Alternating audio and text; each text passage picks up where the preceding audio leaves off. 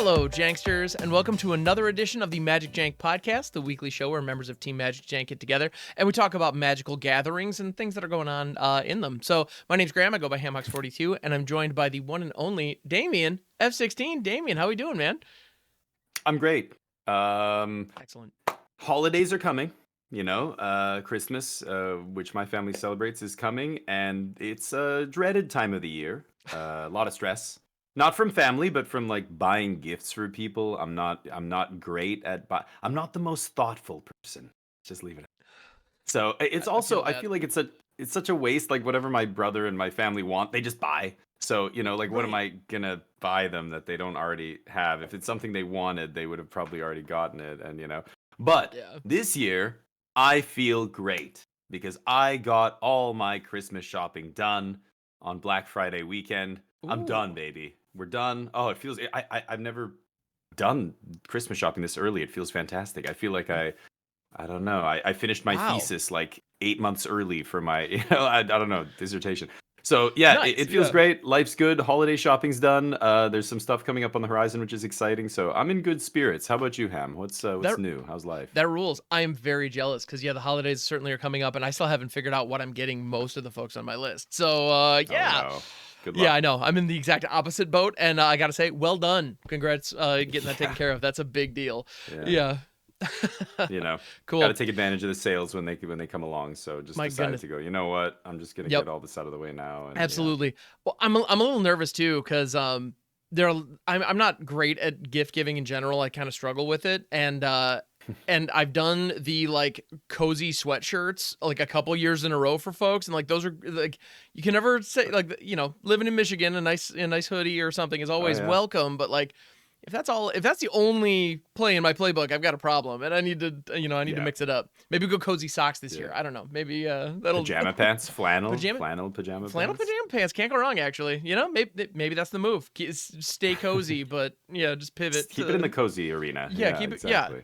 Let's just change the type of coverage we're talking about. Yeah.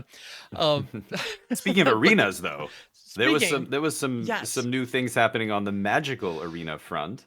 Indeed, there was. Week. You participated in the early access, I presume. Indeed, yes, yeah. The Pioneer Masters streamer event was this past weekend, or not weekend. Sorry, well, it was Thursday and Friday. Which was a lot of times they're Wednesday into Thursday, and as somebody who does viewer battles on Friday, I had a lot of disappointed viewers because like Friday I was still in the Pioneer Masters event because when they give you access to all the cards, you play with all the cards. It's just what it is. And yeah, and so we got a chance to see Pioneer Masters kind of in all its glory, and as you can imagine, it's Hidden Strings, Lotus Field combo, and Niv to Light as far as the eye can see. That was, those definitely were the stars of the show, which was understandable. Yeah. I saw a few other ones. I ran into a lot of Soul Flayer, tons of Soul Flayer decks, like self-milling and then trying to play Soul Flayer with all the hexproof and flying and so I don't know what was up with that, but so what, you saw a lot of combo. You saw the Lotus Field decks, and I saw a fair amount of combo. To be fair, I saw a lot of Soul Flayer as well. Soul Flayer, if you're not familiar, is a 4/4 with Delve for 4 black. Delve being where you're able to, in place of some of the generic cost, exile cards from your graveyard rather than do that. So while this is a 4/4 for 6, it's often a 4/4 for 2. Black. Yeah. And if a creature with flying was exiled with Soul Flayer, it gets flying, and the same is true for First Strike, Double Strike, Death Touch, Haste, Hexproof, Indestructible, Lifelink, Reach, Trample, and Vigilance. And so I did a little bit with Soul Flayer because, of course, I had to try it because it's a goofy card that is coming in with this set. And, there is something about getting like a turn 3 4/4 flying haste vigilant indestructible double striker, because you had a Sire of the 7 Deaths, Zatalpa, and some random haste creature in your graveyard. Getting that for 2 mana is pretty sweet. Like, I can't deny it. But I found, in my experience, haste was the critical element that a lot of people didn't have. A ton of folks didn't have haste on it, and they just thought, a 2/2 double striker will be fine. And funnily enough, the majority of the time I went up against this deck, I was playing a blue deck where I was running a couple of the enchantments like Witness Protection and Uh-huh. unable to scream because I was trying to do Master of Waves combo where I was trying to do like, and so my devotion to blue needed to be higher. So I thought my removal, being able to strip Mhm. abilities would be good, and that actually just completely pantses Soul Flare, like the whole thing. So that was Yeah. delightful. Um, Well, I think yeah. if you're playing Soul Flare, you've got to play the blue version so that you can cycle Striped Riverwinder and get Yes. hexproof. For me, the one keyword mechanic that is my personal pet peeve, I know people on my channel have heard me complain about it incessantly. I'm sure many people out there probably agree. Hexproof is the worst mechanic, and So the less hexproof cards so get dumb. printed, the better. So Soul Flare, I find the only time they beat me is when they cycle a Riverwinder and then delve it away with Soul Flare. And when that thing has hexproof, then it's super annoying, and it's like, oh my Yep. god, okay. Now all the other things don't matter. I can't, double strike, yeah, trample, all these other things are irrelevant. Usually I can kill it. Even indestructible, there's ways to get around that, obviously, with Yeah. vanishing verse and things like that that are bringing to light is playing. But if they give it hexproof, it's just like, oh my god. Now I still Yeah. beat it. I was playing a lot of Bring to Light myself. I just love those kind of decks. They're, I don't think Bring to Light is a tier 1 deck in Pioneer, but it's a super fun deck to play. It's a toolbox deck, right? So for those of you not aware, Bring to Light is this 5 mana sorcery. I mean, Ham, can you take Yeah. the So honor? 3 green blue with converge, which is just Hmm. one of those fancy keywords similar to landfall, where the text is the text regardless, but they gave it the word for The word. kind of consistency. Search your library for a creature instant or sorcery card with mana value less than or equal to the number of colors of mana spent to cast this spell. Exile that card, then shuffle. You may cast that card without paying its mana cost. And so, Right. So you pay yeah. the 5 mana as long as you can make a lot of different colors. 5 mana with 5 different colors lets you basically tutor up any 5 drop in the deck, or less, any spell in the deck that costs 5 or less, and slam it into play. So the deck's playing a toolbox, a bunch of different stuff, playing a couple Hmm. sweepers, playing. So yeah, every once in a while, like I was able to bring to light for a Sunfall or a Deadly Cover Up or something Perfect. and strip their Soul Flayers, and you could get them that way. But the Bring to Light Amazing. deck is fun, but man, you have to play all the tri-lands, and in Standard, playing a bunch of tri-lands isn't the end of the world. It's not great, but in Pioneer, like it's a much more powerful format when you're playing behind like the 8 ball by playing off curve, all of your lands coming into play, so you're not able to cast a two Hmm. drop till turn 3 and a 3 drop till turn 4, and it's just you lose the die roll, and like that was the issue with the deck. Like it just couldn't. Yeah. It just wasn't fast enough sometimes to compete with what the other people were doing. But That was um, my experience too. Like I saw a lot of people trying it and it seemed like the power was there, like the top end potential was there, but it mhm, just yeah, it was just a turn too slow in many cases. The other thing mhm. about Bring to Light on Arena that I wanted to call out is you got to be really careful of the auto tapper, especially if you're running things like Oh Pain Lands, which we're in Pioneer, you yeah. don't necessarily need to be running Pain Lands, but the auto tapper will get that wrong more often than it Oh gets it god. right. You I know have what? seen people with the Pain Lands and the auto tapper just automatically assumed, oh, you want the colorless from the Pain Land, right? Oh It's like not at all. What are you doing? yeah. Yeah. The So more cards get released on the arena, the more different sets come out, the more creature lands we have and different utility mm-hmm. lands, and now we have Fountain Port and Mirex and all this stuff, even just in standard. I find the auto tapper struggles more and more. Used to 100%. be like it would struggle with one or two like cards, or okay, I have a Field of Ruin in play. It doesn't know if it should leave it up.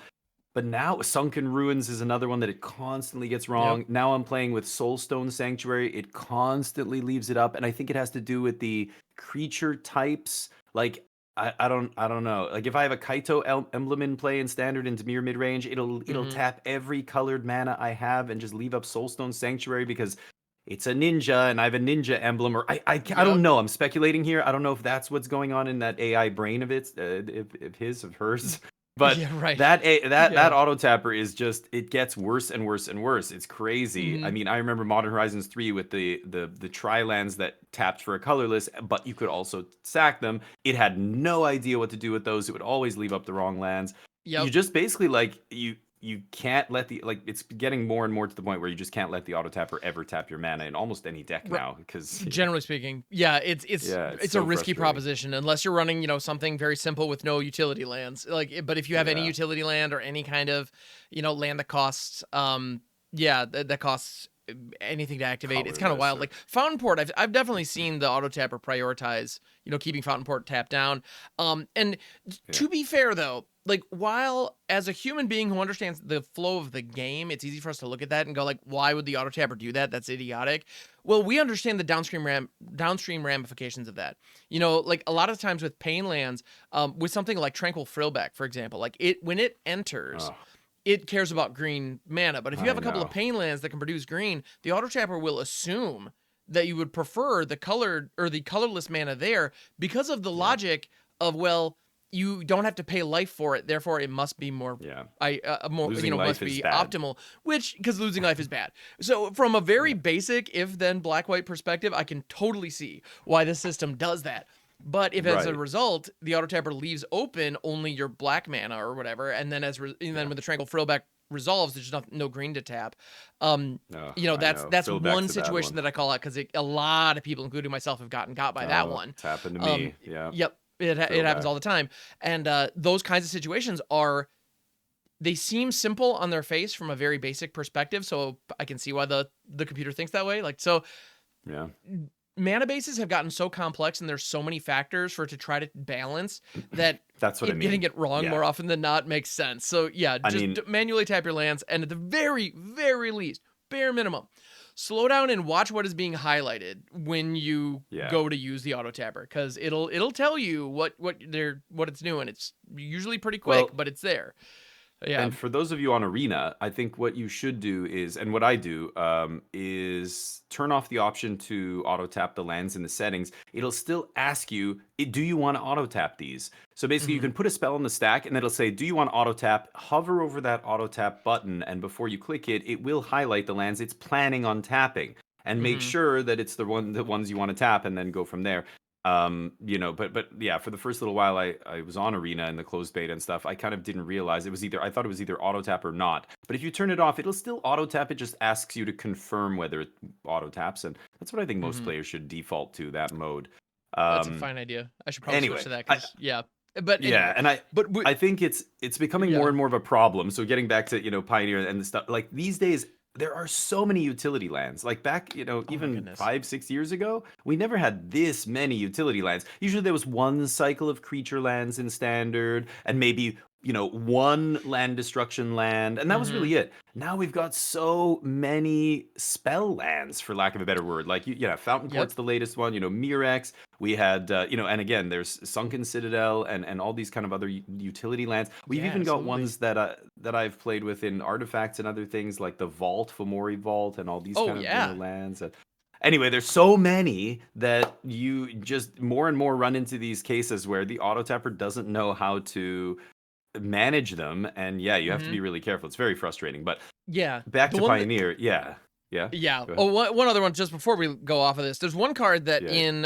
there's an artifact land that is legal Oh in yeah, standard right now, Scene of the Crime.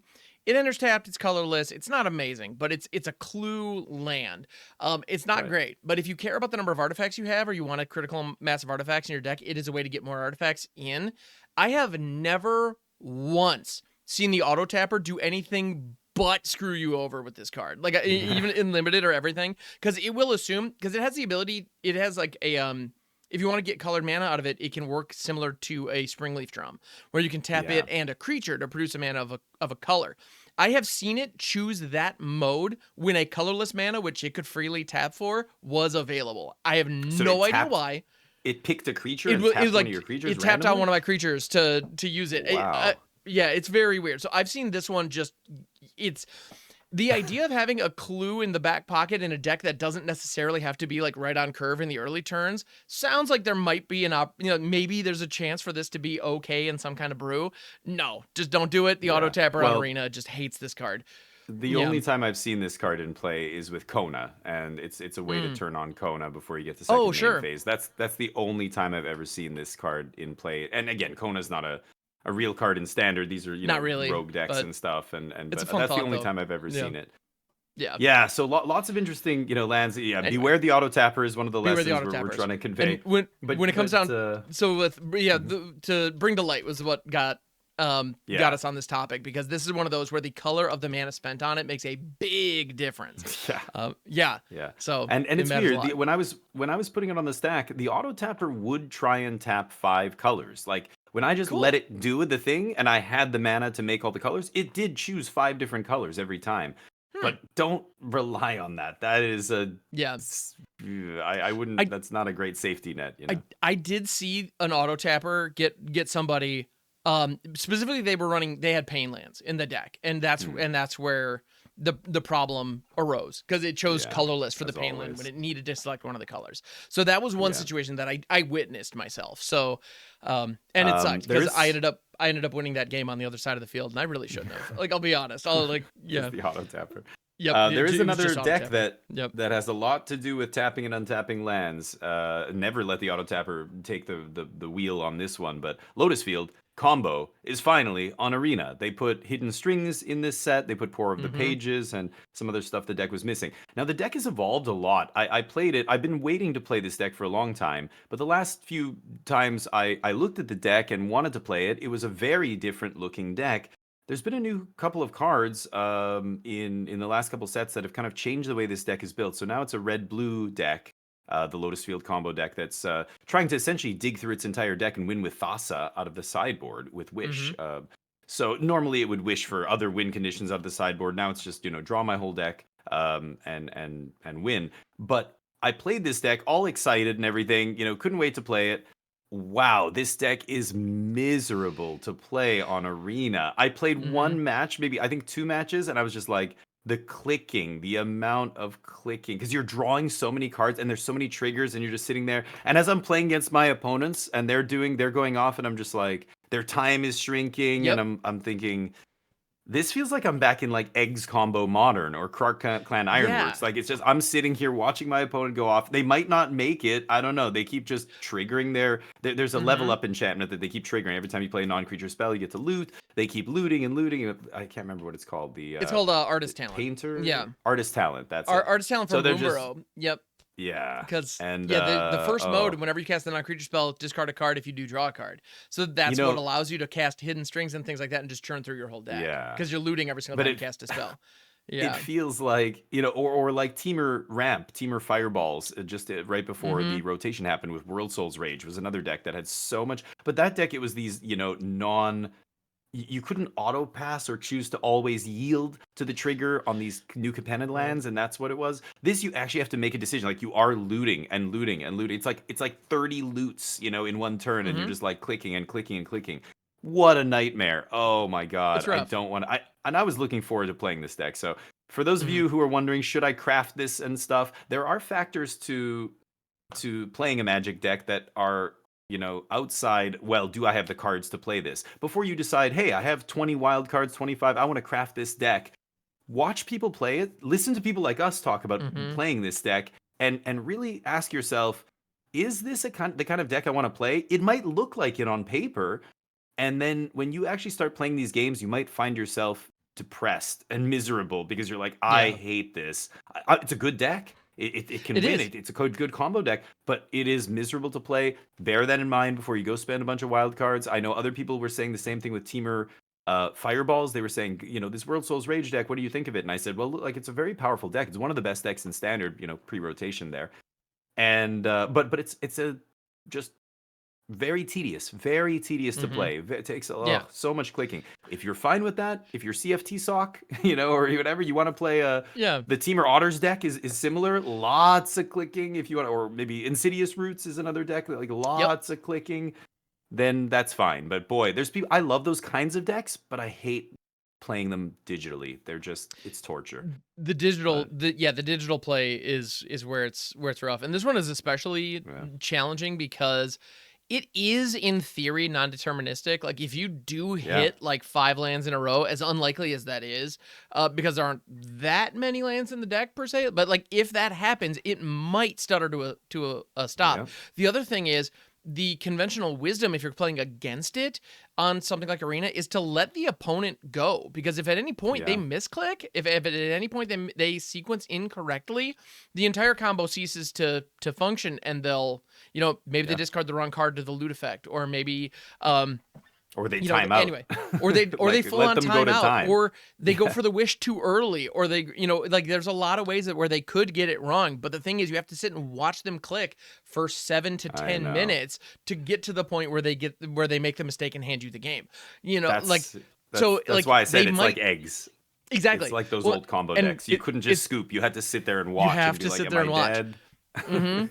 And it's very tedious, and it's funny. Yeah, tedious is the best word for it. It reminds me of shortly after Throne of Eldraine showed up, like because with Mhm. the Kami, the green Kami, the Sleep Cursed Fae, and Agatha's Soul Cauldron. There's a Right. you know that loop was Yep. one that a lot of people locked onto very early because it was a way in Standard to generate infinite mana.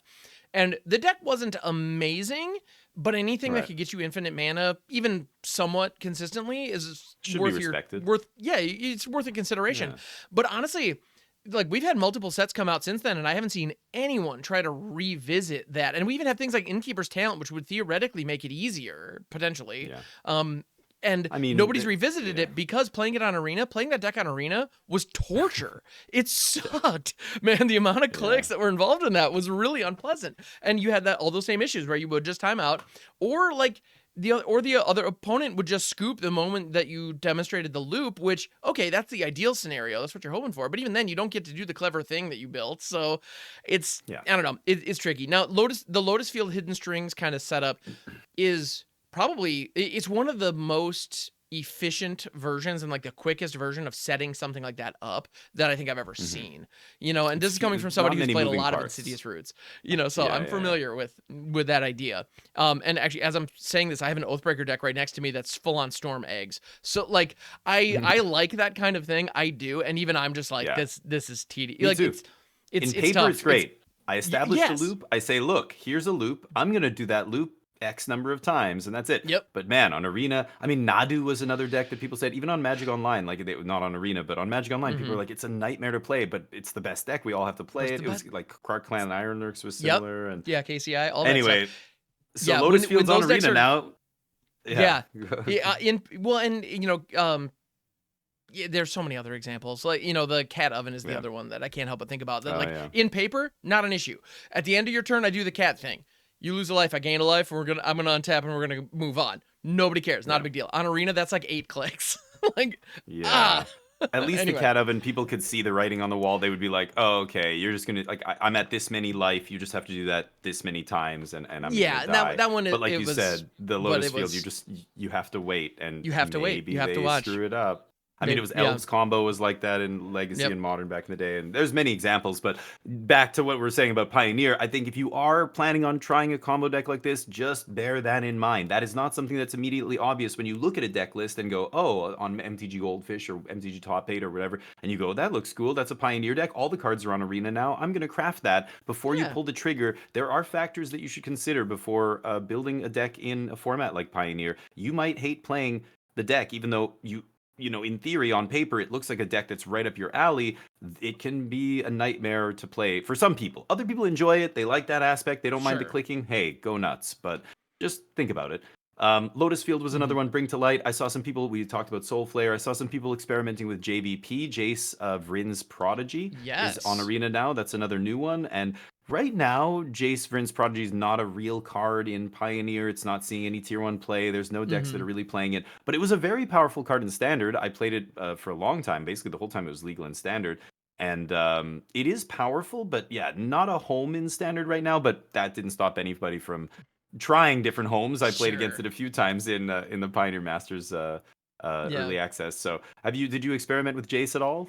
A little bit. I used Jace a little bit. I had one build that was using Reenact the Crime to try to hit Enter the Infinite. And so, you know, I was trying to do that. I played against you. I played Yes. against you that on the Yep. ladder. When I saw Enter the Infinite go in your yard, I'm like, oh, Ham is cooking. I'm like, what is this? Of course I'm going to do That was this. great. Of course. And so Jace Yeah, was in yeah. that deck, but it was with, you know, with the idea that like I don't need the backside at all. You know, Jace Telepath Unbound is Right. not a priority. It is literally just a souped up merfolk looter. You know, it's the kind of thing where in Standard I would use, you know, Rona, the Herald of the Rona. Invasion, in a very similar Yeah. way. You know, where it's just, I just need a looter. I need some way to control what's going into my graveyard at instant speed, you know? Yeah, and yeah. Jace gave me that. I like And so that deck, it was, by the it way. was It's funny. Thanks. It was fun. Enter the Infinite, it turns out, is just this side of, I'm trying to think which is more if you ever wonder like why is Enter the Infinite such an expensive card, it's because it in a world where Thassa's Oracle exists, it is just 11 mana you win the game. Yeah. And Read it. it is exactly how it worked, and it's in Pioneer Masters, and it was one of those where if you could find a way, to cheese out Omniscience or something, a lot of people were doing it, and I was using Reenact is a good one. Yeah, so I was using Reenact to hit either an Omniscience or Enter the Infinite directly. You draw cards, you get a number of cards in your library, you draw your whole library, and then you put one card back. And until your next turn, you have no maximum hand size. So you just do it at a time when you have 2 extra mana lying around. Or like I said, a lot of people were trying to get in. I saw it with Squirming Emergence as well, where people were like Squirming Emergence, Omniscience, and then firing this, and then dropping the Thassa's Oracle to win the game. In Pioneer? Yeah, in the Pioneer Masters ladder. I saw people doing that. Yeah. Huh. Interesting. Yeah, so a lot of brews out there. I know a lot of people are experimenting with the new cards, but I'd like to actually, I don't know if there was any other specific cards you wanted to call out or decks, but... So there was one janky, ridiculous brew that I don't think is real that I do want to call out because I had so much fun with it. It is MagicJank.com podcast. This is what we should talk about. I feel like I need to bring it up. Unexpected Results was in the client, and I spent the first hour or two trying to make it work, and it didn't. And I literally slept on it, came back, and put together a Teamer value deck with it that was way better than it had any right to be. So Unexpected Results, if you're not familiar, it's a sorcery for 4, 2 green, blue, and it is Simic Nonsense, the sorcery. Shuffle your library, then reveal the top card. If it's a non-land card, you may cast it without paying its mana cost. If it's a land card, you may put the land onto the battlefield and then return Unexpected Results to your hand. So if you spend 4 mana and get 1 land, you clearly whiffed, and that sucks. But Unexpected Results is back in your hand. And so what I was doing was I literally had a Karuga companion, because screw it, everything's gigantic. And I was running a ton of 7 drops alongside 3 different copies of the new Galta, who just drops creatures on board. So I was just rocking out Sylvan Primordials, Vaultborn Tyrants, Void Winnower was a new one that was in there. And it was spinning the wheel. What's on top? Oh, whiff. What's on top? Oh, Vaultborn Tyrant. Oh, what's on top? Oh, just randomly. Exactly. And on top of that, I was running it alongside Fight Rigging.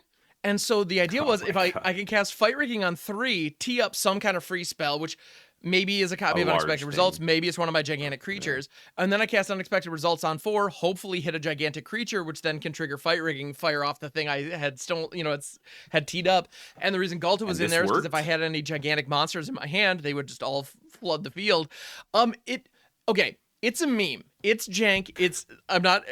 If you're looking to climb the ladder, I do not recommend this course of action. I don't. Read the disclaimer. Yeah.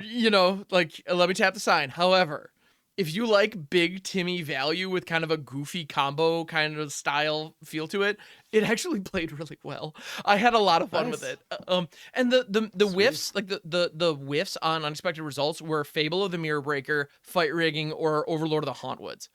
All of which were fine. Those aren't bad cards. And I found myself on turn 6 or 7 being able to actually cast Unexpected Results twice in some cases because of the sheer amount of ramp that I was doing with some of those hits.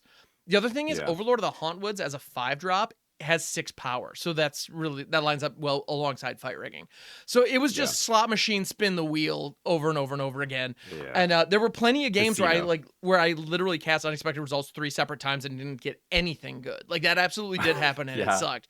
But there is something about firing off an Unexpected Results, realizing you have 3 untapped mana and it finds an untapped land. And it's okay, that was a whiff, but let me just rock that again and maybe we'll find something this time.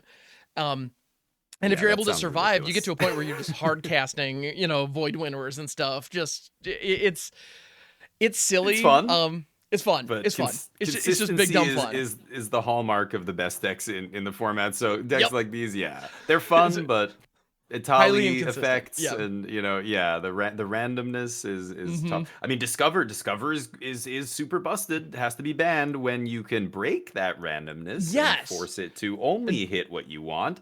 Yeah, but without the ability to do that, yikes! It's you would because the land. Exactly. Yeah, the immediate reaction with cards like this that let you just free cast, a random card, it's easy to think, well, how can you manipulate the top of your deck? But this one literally shuffles first. So there's no way. They thought about that. Yeah. Yep, it is just if it was just free cast the top couple cards, you put enough Surveillance Scry in there and you're going to go, it's going to be nuts. Right. But this is not nuts. It's very silly. Yeah. But I But loved if it. you're It was looking for great. something fun, check it out. Yeah. If you're looking for Um, fun nonsense, it's great.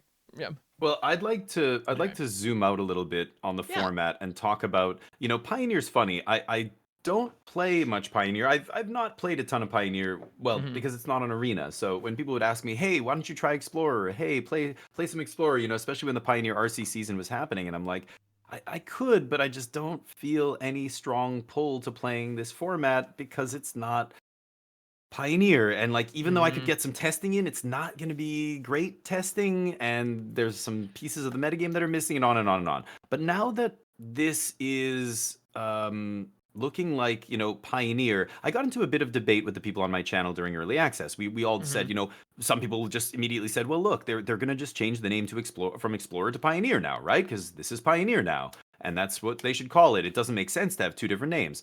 And I said, well, is it Pioneer? Like, they've put all the cards, and in their words, they said from all the most registered decks over the last however many years, they put all the Hmm. cards from those decks onto Arena now. But that does not make it Pioneer. And I'm trying to tell people, and they're like, what do you Hmm. mean? Like, and I said, well, look, Pioneer's about 52 sets, something like that, last time I checked.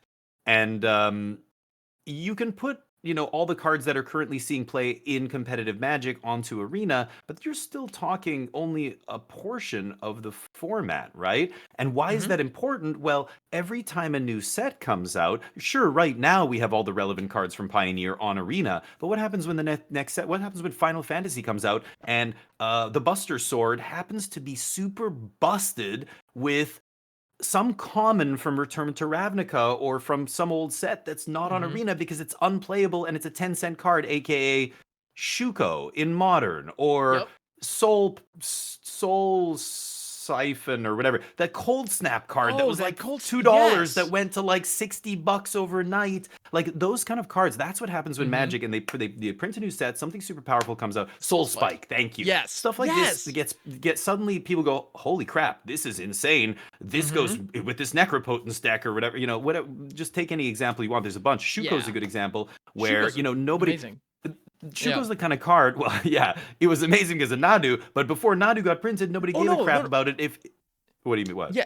No, no, It's Shugo's an amazing. amazing example of exactly what you're talking about. Oh, Because okay. this I was, was like, wait, I mean, it's amazing. this Shuko is unplayable garbage, but Right, it comboed with Nadu so right. flawlessly. It created in So that how deck, it was many? the best card in the whole thing. But outside of it, it's Yeah. terrible. Yeah, And how many yeah, Shukos are in these 52 sets? right. Having, if you change the name from Explorer to Pioneer, that means all the cards legal in Pioneer should be legal in the arena Hmm. version of Pioneer. If all of those cards, and it's this again, it's not about what sees play. Wizards can't predict what's going to see play in 6 months Hmm. because they just don't have the resources to test every single available combo and convoluted thing that people can do. Hmm. Once the hive mind gets a hold of the spoiler and they go, oh crap, look at this. Look at Splinter Twin. Aaron's Forsyth went on the record and said, we didn't see that interaction. Like he just straight up said, we Hmm. didn't actually think about Deceiver Exarch because that was old, or Yeah, Splinter Twin was old by then, by the time Exarch came out. And yeah, Pestermite yeah. was in the same, or Pestermite was gone from standard, but Oh, same was it? idea. They But basically said anyway, they yeah, missed when they printed Deceiver Exarch. That's when they said, oh, we didn't realize this card works with Splinter Twin and in the way yeah. that it does. And oops, we missed it. Like this is just one example. There's lots of it, Hmm. and it's not their fault. They can't possibly predict all these Oh, combos. So, sure. is Explorer Pioneer now? Kind of, but it's still not. It's For the close. most part, yes. Like right now, with the metagame as it looks right now, if we take a snapshot, Pioneer is Explorer almost like 100%, right? 99.999 to the point where It's it's close. Yeah. negligible and irrelevant. Hmm. But that could change again. What happens in a few months when oops, there's so it's not a big deal. They release an anthology. You're not going to see the end of Pioneer releases on Arena. They're going to keep putting anthologies and these things out as they go, oh crap, there's this common from, blah, blah, or uncommon that we Hmm. never put on Arena because nobody plays it, but now suddenly there's a combo deck built around it. They're going to put it on there. But does that mean we can call it Pioneer? I think no. I think we can't call it, you Yeah. can't change the name to Pioneer until every single card in the Pioneer card pool is on Arena. That's a lot of work. That's not Mhm. necessary in a lot of these cases. A lot of these cards aren't going to see any play ever. They will remain Right. in the dust bins of your, local game stores. But we don't know, and until, like, yeah, until the format is actually set complete, you can't call it Pioneer. So what do you think they're going to do? Is now, to throw it back to you, this is the debate we were Yeah. having. I'm on the side of, I don't think you can call it Pioneer until all the cards are there. It doesn't matter what's seeing play in tier 1. The metagame will change. New things can happen. What do you think? Should they change the name? Should they keep it Explorer? Like, what do they Ooh. do here? That's a great question. Yeah, when do you make that cutover? Because on the one hand, I would love some simplicity. The number of questions that I Yeah. got around like what like we've gotten to a point now where people who are familiar with Pioneer, well, you have people who are playing Pioneer in paper who maybe aren't engaged with Arena, who they like, well, Hmm. what is Explorer? Like, why do you have so many? Yeah. What is this other format? Why do we even And how do you have it? describe it? What do you And how tell do you them? describe it? Well, it's when I describe it, it's Pioneer Light. It's the Pioneer cards that we have on Arena, and they're trying to make it a Pioneer, but we don't Right. have everything. That's usually the way I describe it, just in a nutshell. So on the one hand, from a branding perspective, I think getting Explorer off the client and getting true Pioneer on it is important to Hmm. make a consistent pitch to the audience, and make it clean and easy. But I also can completely understand what you're saying, and I do agree with you that at the end of the day, if there is a single card that is not, that is legal in Pioneer that is not on Arena, you can't say we have Yeah. Pioneer. And I'm a brewer who pulls, like, they gave me unexpected results in Pioneer Masters. How many goofy ass garbage bulk rares have there been in the last 10 years that aren't on this client Yeah. that folks like me, like these crazy, mad scientists out there, would like to be able to brew with, and maybe they are Yeah. already brewing like local Pioneer, goofy Gonzo decks that Well, they're having a lot of fun with, and they can't do that on or not with the same fidelity on Arena. yeah. And interestingly enough, when they first announced Pioneer Masters at Vegas, they did say that the plan was to change the name to Pioneer on the client Oh. afterwards. But I noticed during the early access event, normally any kind of change that they make to the client is reflected. And so like during the early access, often we can go in and look at like what bundles will be available in the store and those kinds of things. With the exception Oh. of the I mastery didn't even packs. know that. I never look in the That, store that on that's usually that account that is because I'm like, why would often I? Oh, that's wow. often the case because, well, basically what they're doing is they're giving the streamers access to like a QA and server Promote. effectively. Like it's a Yeah, polished right, one right. to be publicly available, but still, like we're Yeah, on yeah. a proprietary non-public server, and so sometimes, not always, no, it's not everything, but I did notice the queue for the early access is still called Explorer. So is that Yeah, going to be yeah. the case? After launch We'll this week? see. I mean, we don't know. We'll see, but Well, that is a yeah. evidence to suggest that they're going to keep And it Explorer for moving, for the time being. yeah. Yeah, And which you I could think is argue, like, some appropriate. people Yeah. some people argued and said, well, there's precedent for this. Look at Magic Online. They call it Legacy. Everybody Mhm. calls it Legacy and treats it like Legacy, but Legacy on Magic Online is not set complete. There are cards that exist in paper that you can take to a Legacy tournament that are not on Magic Online. And Mhm. there are some of them that are so good that they're part of the metagame and they don't exist on Magic Online. So then suddenly you have the Magic Online Legacy format branches and splits and is different from the in paper Magic format. Now, yes, that's true. Legacy doesn't have all the cards. Yeah, like Vintage Cube has some of these crazy cards and Mhm. stuff, but the Legacy format is But missing yeah. some of these goofy commander cards and everything, right? You have Yeah. Name Sticker Goblin up on Name the sticker screen here. goblin is one that was, Yeah, yeah, that they actually good had to example. code into Yeah, MTGO because they didn't think stickers were going to be relevant in Legacy, so they didn't. yeah. And there's also so many, like, it's a freaking sticker that you're putting on a physical card. Implementing However, that on MTGO would be is a whole yeah, thing. But that's this a card whole thing. made but yeah, But the they point put is, us it's not anyway. on there, right? But And it yeah, wasn't. Legacy Yeah. is not complete without some of these cards. And if it's seeing play in real life and they don't have it on Magic Online, that's how can you call that Legacy? Now, Mhm. yes, Yeah. so this is true, but you're talking about I can count on one hand how many cards are missing from Legacy that are that Right. are seeing play in real life but not on Magic Online. Mhm. I think Pioneer, it's not a few cards. It's hundreds of cards, maybe thousands of Right. cards that aren't on Magic Online. Because they deem them to be they're just not seeing play. They're not seeing play in tier 1. They're not in Mhm. quote unquote registered decks. So they're not focused on putting them on the client. I think it's a little bit different. Again, I think you can call Legacy Legacy when there's only a couple cards missing, even though That's very debatable. It's not real legacy if it's still missing cards. Hmm. Whereas on Pioneer and Explorer, that dynamic, Explorer is missing a lot of cards that are in Hmm. Pioneer. Like it's not just 4 or 5; it's like thousands, maybe hundreds, So like a I think, large portion of. yeah, I don't even know. I believe I saw somewhere that it's like around 1,100 or something. So it is over 1,000 cards that are Still still missing. missing, Oh, which okay. is like, even You after know, yeah, Pioneer Masters is injected over yeah, 300, and it's still and not. that's big. There's Yeah, yeah. still a lot to go, and this is a So we'll huge see. jump. So yeah. It's interesting. I don't know if they're going to change it. I think if they do, it'll be for the best. I agree with you. I think that Hmm. streamlining the client is important, and I dislike all the formats on Arena. There's too many formats, and Yes. they need to cut off some of them. We've talked about this before. Let's not talk Yes. about that again, but we'll see. So in the interest of streamlining things, I like it, but at the same time, I feel like in this case, it does not justify the name change. It's a little bit too far from the, like, again, when the card pool is still missing that many cards, even though they don't see play, that's not the point. So It's anyway, not. we'll see where they Yeah. end up with this. But the other Hmm. thing I wanted to mention with Pioneer before we go, from a top-down kind of like format overview perspective, did you notice how many of these sweet new decks have the same card in all of them? Rakdos, I played Creativity, I played Bring to Light, I played Lotus Field, I played everything. You played your Enter the Infinite deck. All Hmm. of them had Fable of the, well, maybe not your Enter the Infinite, but Fable of Oh the Mirror no. Breaker. Yeah, it did have it. You had It. that in I there think as well. I don't. So the Enter the Infinite Brew that I was playing, actually no, that one I think did still have it because I was still trying to fill my graveyard with 0 mana. So Yeah, the second dude. chapter was still relevant. I It's I it's mean, they've yeah. got to ban this card. I think it's pretty It's obvious at this stupid. point. Fable Yeah. is so dumb. It's just warping the format, and not Hmm. warping, but it's so good. It's It's in defining every it. single Yeah. deck. Like every single deck, regardless of plan, just plays it because it's the best card you can play in any deck, in any Hmm. archetype on turn 3. Like Well, that I has mean to go, right? that unexpected results deck is running. It's running a Karuga companion where I tried to eliminate cheap cards. It's Except, running for Fable because, like, honestly, yeah, even if I spend 4 mana for a Fable the Mirror Breaker, it doesn't feel like a whiff. Like it should, yeah, but it doesn't. Like hitting a 3-drop off of that should feel terrible, and it just doesn't. no. This card's just that Never good. feels bad. Yeah, Yeah. It it's feels bad wild. when your opponent plays it. It doesn't matter what deck I'm Mm-hmm. playing, they go Fable. I'm like, ugh.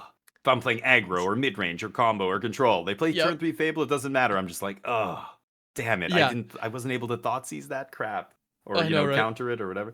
It's So I don't know. yeah. I think they got to get rid of some stuff too. I would like to see Fable go. I would like to see Treasure Cruise go. I've Oh, railed about Treasure that Cruise is another one. before. That card is wild. Um, It's silly. That one I yeah, had in a couple of brews, and every time I cast it, I was like, this feels like cheating. Like I had yeah. there was okay, there was one deck. Another deck that I built was I built an Arcane Bombardment Worst Fears deck Oh God. because I'm Worst a fears? I don't monster. even know what that does. Most Worst people don't fears. because the card is bad. Worst Fears is a sorcery for 7 black. You control target player during that player's next turn. Exile Oh. Worst Fears. So the goal was discard Worst Fears and then get it under an Arcane Bombardment, and then I'm going to cast a spell on my turn, take control of your turn, and then during your turn, I'm going to Wow. cast another one of my instant spells out of my hand while I'm controlling your turn and queue up another copy of Worst Fears, taking control of your next turn. It was Mindslaver combo Take with all their turn. a few extra steps. It's very stupid Hmm. and it was very inconsistent, but you do straight up lock your opponent out of the game when it works.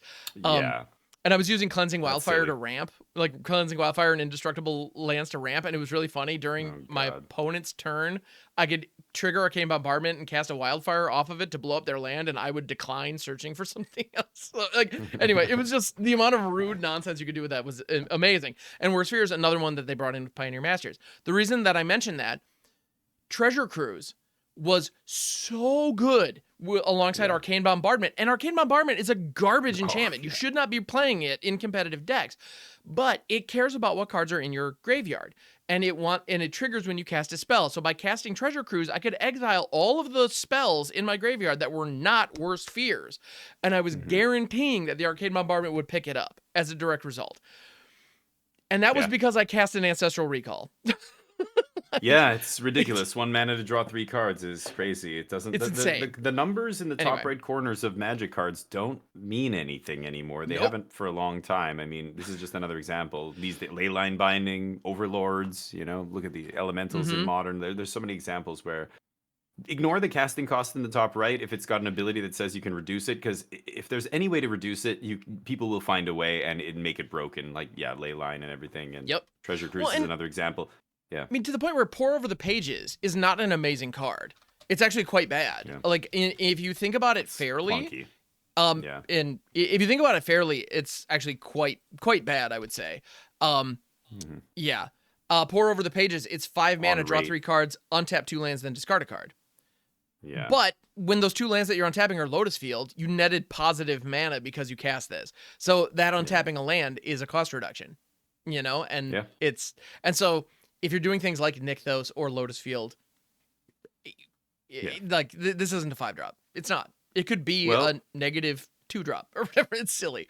Yeah. We'll or see. -1 drop We'll see if they do something about this. But there's definitely some problematic cards in Pioneer. And the other weird thing about the whole Pioneer Master stuff, I mean, we could talk about Limited. I played a bunch of drafts. That was fun. But it was weird to see this drop, and then people go, okay, so now that it's on, Arena, we're gonna play some more Pioneer after this, right? And I'm like, well, and I'm trying to explain, like, no, I don't really feel any draw to play Pioneer, even after it's like so-called set complete, or not set complete, but like a format complete or whatever. So much closer. Complete. Yeah. Explorer is changing dramatically as a result of this. So, yeah. But the bottom line it kept coming back to is, why should I play this format when there's no Pioneer, like, for the foreseeable future that's relevant? Like, we're in the middle of standard RC season. We know the next few seasons are going to be standard, modern. Pioneer is not going to be played competitively for over a year. So why play Pioneer now when in 6 months, let alone or 3 months, like a year with 6 sets coming out a year is an eternity. The format might be completely different by the time the next Pioneer RC season comes around. So why are you going to practice playing these decks and go out and get the cards for these decks and craft these decks that are seeing play in Pioneer now? I mean, for me, I think it's just, Pioneer is a great format, and if you like the kind of decks that are in that format, let's say I love Cat Oven, okay, then that's the place I have to play Cat Oven, sure. But like for a competitive player who's focused on, like, if you want to play tournaments, if you want to grind RCs, if you want all these things, it's just hard to justify paying attention to Pioneer right now, which is makes it so weird that they release this now. It's like, you think they would release this and then the next season is Pioneer RCQ season right after. Okay, that would get me excited, but it's like this comes out and it's like, all right, this was fun, and now I'm just going to pretend it doesn't exist for the next year or something. It's weird. It's a shame. We'll see. We'll see how it goes with Pioneer on Arena. There's a lot of changes coming, I think, and some changes I hope they make that we both kind of agree on here, but yeah, we'll definitely. see. But if you do want to shift formats, I've got a tournament coming up on please. January 3rd. I'm going to be playing I'm going to be playing a team trios tournament. So when I used to play competitive Magic years ago, there was no team trios. This didn't exist. Now, for those of you not familiar, there's a tournament format that I don't know who came up with it, Star City Games or somebody else, like Nerd Rage Gaming or some other organization, but they started doing these team trio tournaments. So trio, of course, 3 players, you form a team, and each player chooses a format that they're going to play. The formats are typically these days standard, Pioneer, and modern. So each player decides, okay, you're going to play standard, you're going to play Pioneer, and you're going to play modern. And then you enter the tournament, you play against other teams, you line up, my standard seat plays against the other team's standard seat, the Pioneer seats line up, the modern seat lines up, and we play this tournament. I've never played in one of these before, and they're kind of cool. You can, obviously, like if I finish my standard game, I can then advise my teammates. We can, talk about their plays. They can show me their hand. I can give them advice, where, normally in a game of Magic, one-on-one, you can't do stuff like this. So it's a sweet little environment. So a couple of the people from my channel are flying all the way across the country, from Montreal all the way to Vancouver, where I live, where this tournament's happening. And they're going to bring me a deck, because I got rid of all my cards. I have I definitely don't have standard or Pioneer staples anymore. So they're going to bring me a deck. I have to let them know what I want to play. So right now I'm grinding standard like crazy. I'm trying to find what I think is the best deck, and I've got to lock it in probably this week coming up, so that they have enough time to get the cards together and bring it or whatever. So I'm looking forward to this. This is my first paper tournament, competitive tournament in a long time, and these are good prizes. If we win, I think we get an invite to the RC. The next RC, I can't remember when it is in the coming year. So some good prizes on the line. And so I've been playing a lot of Standard. Standard is awesome. Standard is the best format right now. It's not close. It's been the best format for quite a while, I think, by pretty much Yeah. anybody's measure. If you're speaking objectively, again, if you have a personal love for Ruby Storm in Modern or whatever, maybe Then okay, you of love course. Modern, but Yeah. objectively speaking, Standard's the best format. It's got just a great variety of decks. All the archetypes are pretty well represented. The metagame's shifting all the time. It's been really interesting. So I don't know how much Standard you've been playing, but a lot of the decks haven't changed too much. We've got the Overlord Zur deck. I was jamming. We saw red decks do really well, a few weeks ago, Yep. and then in response to that, we saw mono white decks start climbing and just Mhm. dominating the MTGO challenges for a week or two. In response to mono red, their best matchup, and then in response to the white decks, we see Dimir and Dimir midrange, what I think is the best deck because it's so Yeah. adaptable. We just see them shifting from, oh, aggro's everywhere, we play 4 Preacher of the Schism. Oh, now mono white everywhere, okay, we play 4 Kaito, and we play, Gix maybe in the 3 spot Mhm. instead of Preacher, or some other 3 drop, or Tidebinder. Um, really Yeah. interesting to see. So I love the changes happening to the metagame, and now Authority of the Consoles is out, so Authority of the Mhm. Consoles suddenly becoming a part of everybody's sideboard means a lot of the white-based decks, even Domain, though it's 5 color, it's white predominantly for its sweepers and removal, Get Lost and Mhm. Sunfall. These decks are not playing Temporary Lockdown anymore because it's such a No. non-bow with your Authority. And as soon as Temporary Lockdown stops seeing play out of the sideboard, suddenly a deck like Jeskai Convoke just starts putting up results again. And it's like, yeah, this deck is a great choice now, suddenly, even though it kind of fell off in the face of these red aggressive decks with Leyline of Resurgence. Now you don't see any Leylines of Resurgence. None of that nonsense. Yeah, It's they it's fell off pretty too hard. it's Yeah. too inconsistent. Yeah, it's you're all in. It's easy to disrupt and whatever else. Um, and people going to this G's Jeskai lists because now there's a dearth of temporary lockdowns in the format. Like not a lot of people are playing that sweeper, which is so good against them. And that allowed them to kind of come back into the format. So it's been really interesting. I've been playing a lot of different decks, and I'm enjoying a lot of what's going on. I'm playing Soulstone Sanctuary is the spiciest new addition. I think Dimir is the deck I'm probably going to lock in on. But finding the right numbers, Soulstone Sanctuary is this new land that just got printed in Foundations, and I didn't like. I looked at it, I'm like, oh, okay, it's the new Standing Stones or whatever. Like this is Yeah, okay. Like Stalking Stones. I remember that. Yeah, yeah. or Absolutely. Stalking Stones, yeah, not Standing Yeah. Stone. And you kind of overlook. It's very easy to overlook that one type, that one line in the text of the card that says, "and all creature types." And you pass over that very quickly, and you're like, oh yeah, sure, it's got all creature types, whatever. Like it's like Mutavault, sure, that's so what, that's Mhm. tiny. That's huge. I didn't realize how insane that was. I mean, you see it picking up, a lot of Golgari decks picking this card up because it goes so well with Mhm. the Unholy Annex, just having another Yes. demon. And remember, when you activate this land, it stays as a land, unlike another land that, you have to activate every turn just to get that. If Restless Cottage was a demon, it would be a pain in the ass. You'd have to activate it every turn just to get the demon, or the Annex Mhm. trigger to see it as a demon. This thing just stays. So the demons deck, sure, but man, in the Dimir deck, I started with 2 of them. Now I'm up to 3, and Fountain Port gone. The other Oh, land that was wow. quite good in the deck gone. We went from Mirex 2 of to Fountain Port. That's an upgrade to now Yep. Soulstone replacing Fountain Port because. Kaito, when you get that emblem and give all your ninjas +1/+1, this Soulstone Sanctuary becomes an absolute monster in the late game. So normally with Kaito, now that Hmm. you're playing 4 Kaito because you're trying to beat the mid-range and the late game decks, so you're maximizing Kaito, which means you're playing a lot more 1-drops. You're playing some Mockingbird in the 1 spot. I'm also seeing some Spectral Sailor is a really good new addition from Foundations in the 1 spot to make sure you can get that turn 3 Kaito. But before Sanctuary was around, you were always zeroing the Kaito. You're almost always zeroing it to get the surveil draw. Like that's how you're, pulling ahead Mhm. of your opponent. Sometimes, you'd stun if you needed to hold off a creature, if you needed to push through lethal or whatever, get through a creature so you could draw a card because you have an, enduring curiosity or something in play. But now, a lot of games, I'm finding, you know what? I've got 6 cards, I've got 7 cards. Like, I don't need anything here. I'm just going to plus Kaito because I know that in 4 or 5 turns, if I have a couple emblems from Kaito, suddenly this Soulstone Sanctuary is going to be crashing in as like a 5/5 Vigilance, which is insane in the That's late game, just nuts. crushing them and killing them.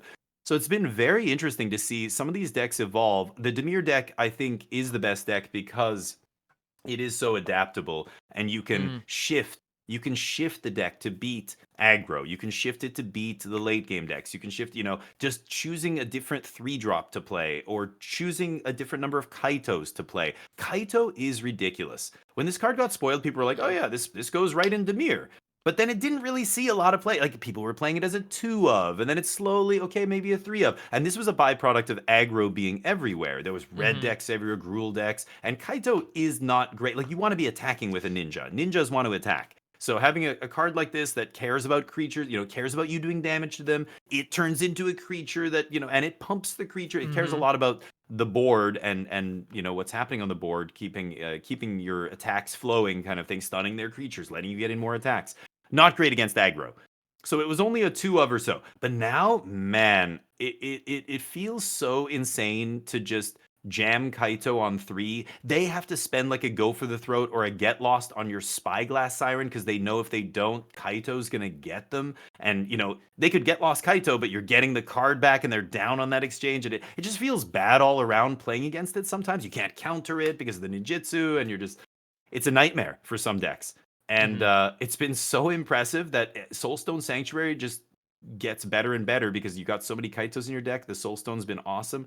So the Dimir deck's fantastic. I Mm. think I'm probably going to end up playing that. But I was playing a lot with the Zur Overlords deck as well. And Yeah. man, that deck, Zur is one of those cards that people flirted with pre-rotation.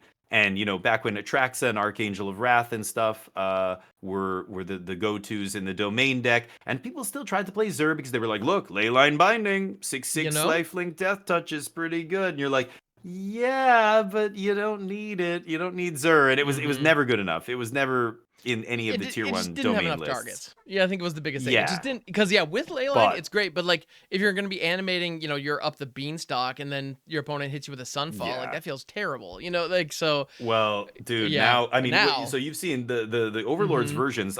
The Bant version really is the most popular version. I've seen some with the red Overlord, but for the most part, you're jamming the Overlord of the Mist Moors, the white one. You're jamming the Overlord of the blue one, whatever he's called, Flood Overlord of the Draw, pits. Flood Yeah. Pits. Yes. Mm-hmm.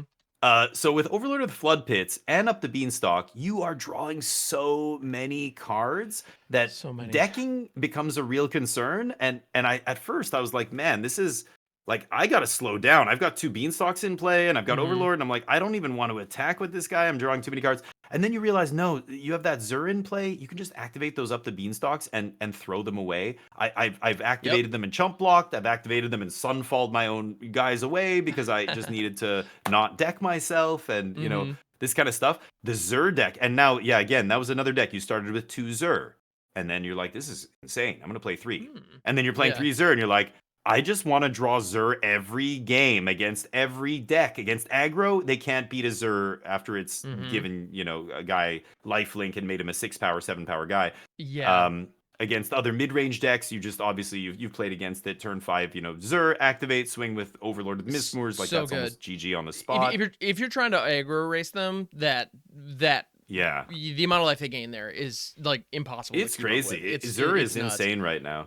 Yeah. And even just that instant speed ability, man. I've had people. I just play Zur and pass, and I just leave up multiple activations, and they go, "Get lost your ley line on my end step," and I'm like, "Nope, give it hexproof." They're like, "Oh God, scoop." They're just like, Right. I didn't realize Yep. you could." Yep. Just protecting all of your overlords and your up the beanstalks and your ley lines, but with Zur, just instant speed hexproof is so dumb when It's everybody, like all wild. the white decks, are playing for Get Lost, the Mirror, and against mono white Mm-hmm. control. So Zur's been crazy. The Overlords. I was having a blast playing this deck, and of course it's a fun deck. You get to crash with these Yeah. huge swingy Overlords, and do this big thing. It feels fun, but still struggles against aggro. I see the number of Hmm. split up going up. When split up got Oh spoiled, we were yes. like, whoa. Yep. There's a 3-mana wrath, that's got to be good. And then it was like, no, it's not amazing. Like mono white and other decks aren't really Mm-hmm. playing it. Like, you don't, it's situational and blah blah blah. But no, in the domain deck, it's really good, and it's so good with Authority of the Consoles. Like, if you ever post board, get an Yes. Authority out, Oh and my all their goodness. creatures coming in tapped, and then it's an easy split up, right? Mm-hmm. But So that deck's been fun, but they still struggle against aggro. I was playing 3 split up, and just you're playing so many tap lands, and you're like turn 2 up the Beanstalk, turn 2 Overlord of the Hauntwoods, and I die. Like if Yes. I don't do Yeah. anything to affect the board by turn 4, like I can't just sit there playing up the Beanstalk and drawing cards and making a extra land drop of Overlord. I'm dead if I do Right. that. It's like Oh, you end up, yeah, absolutely. yeah. What do you So think have you about cards played like any of Elspeth? these? Yeah, what do you think Hmm. about cards like Elspeth Smite? Like I've seen a lot of those decks running those in the main Yeah. on the ladder, and I Well, get it.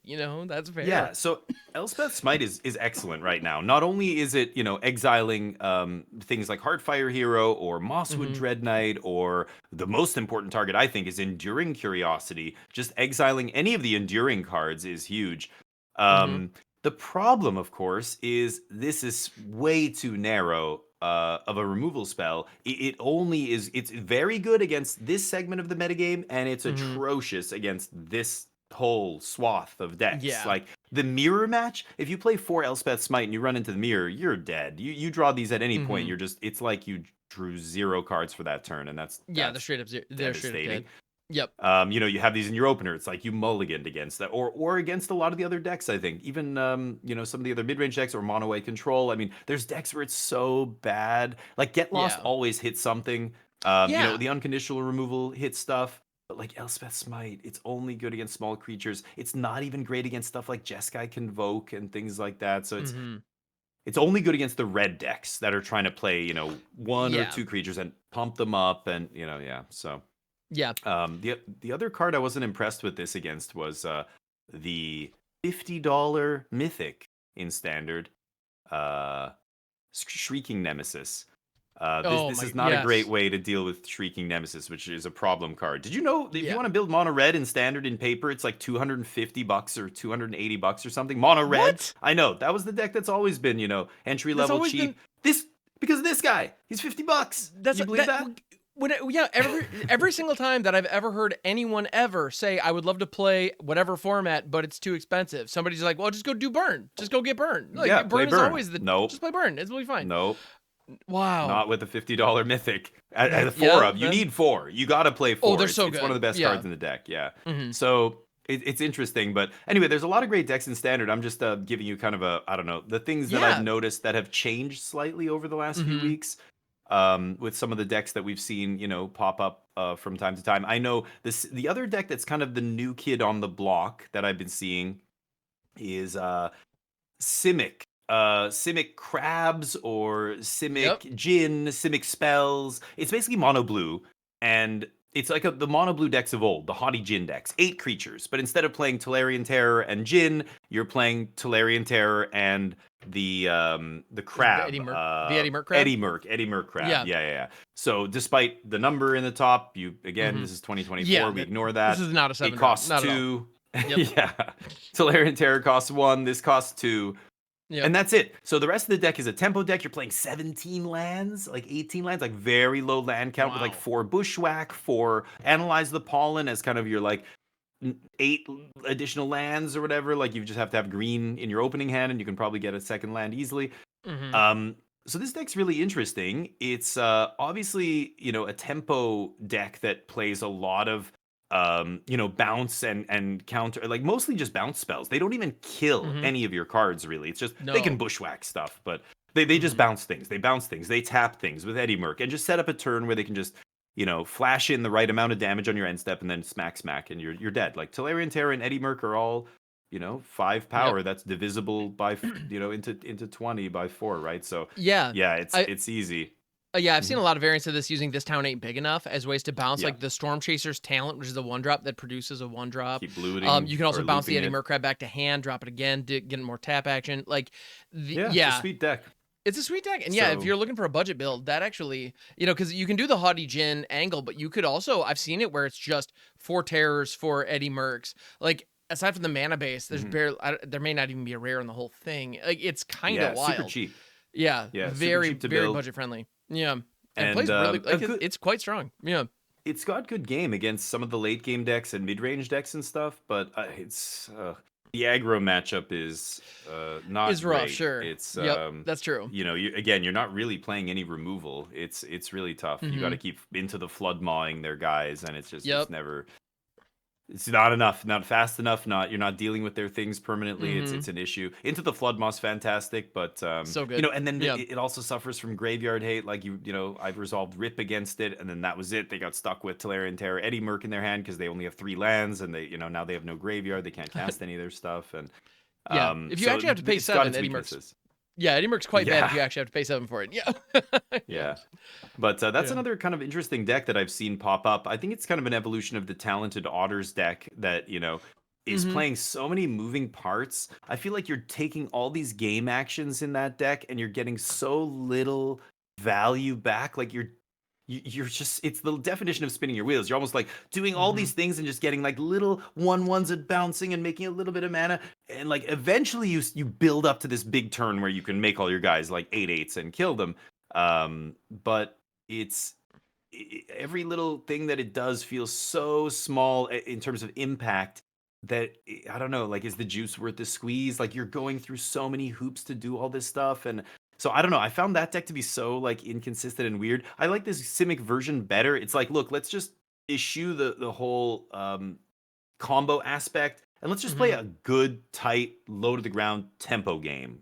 That's Mhm. tried and true. We know that works. Absolutely. Let's just kill Yeah. them quickly, get a bunch of spells in the yard. Lots of ways to do that in standard, from Seed of Hope to Cash Grab to whatever you want to play, Mhm. and it feels like a much more streamlined version of that kind of deck.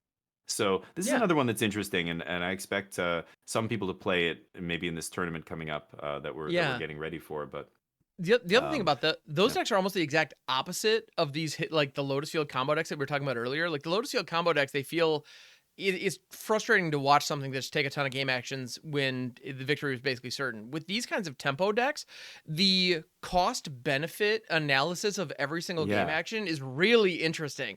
And so you end up yeah. really focused, and the wins feel super satisfying. And even the Hmm. losses, it's not uncommon to be able to look back and realize, well, okay, maybe with the information I had, I made the right call, but if I had done something different on this turn or this turn, the outcome would be completely different. And you really feel like you have a lot of agency as the pilot. And I Yeah. always think that's a good thing. I love that. Yeah. So Yeah, no, it's these funny. Simic decks are interesting. Yeah.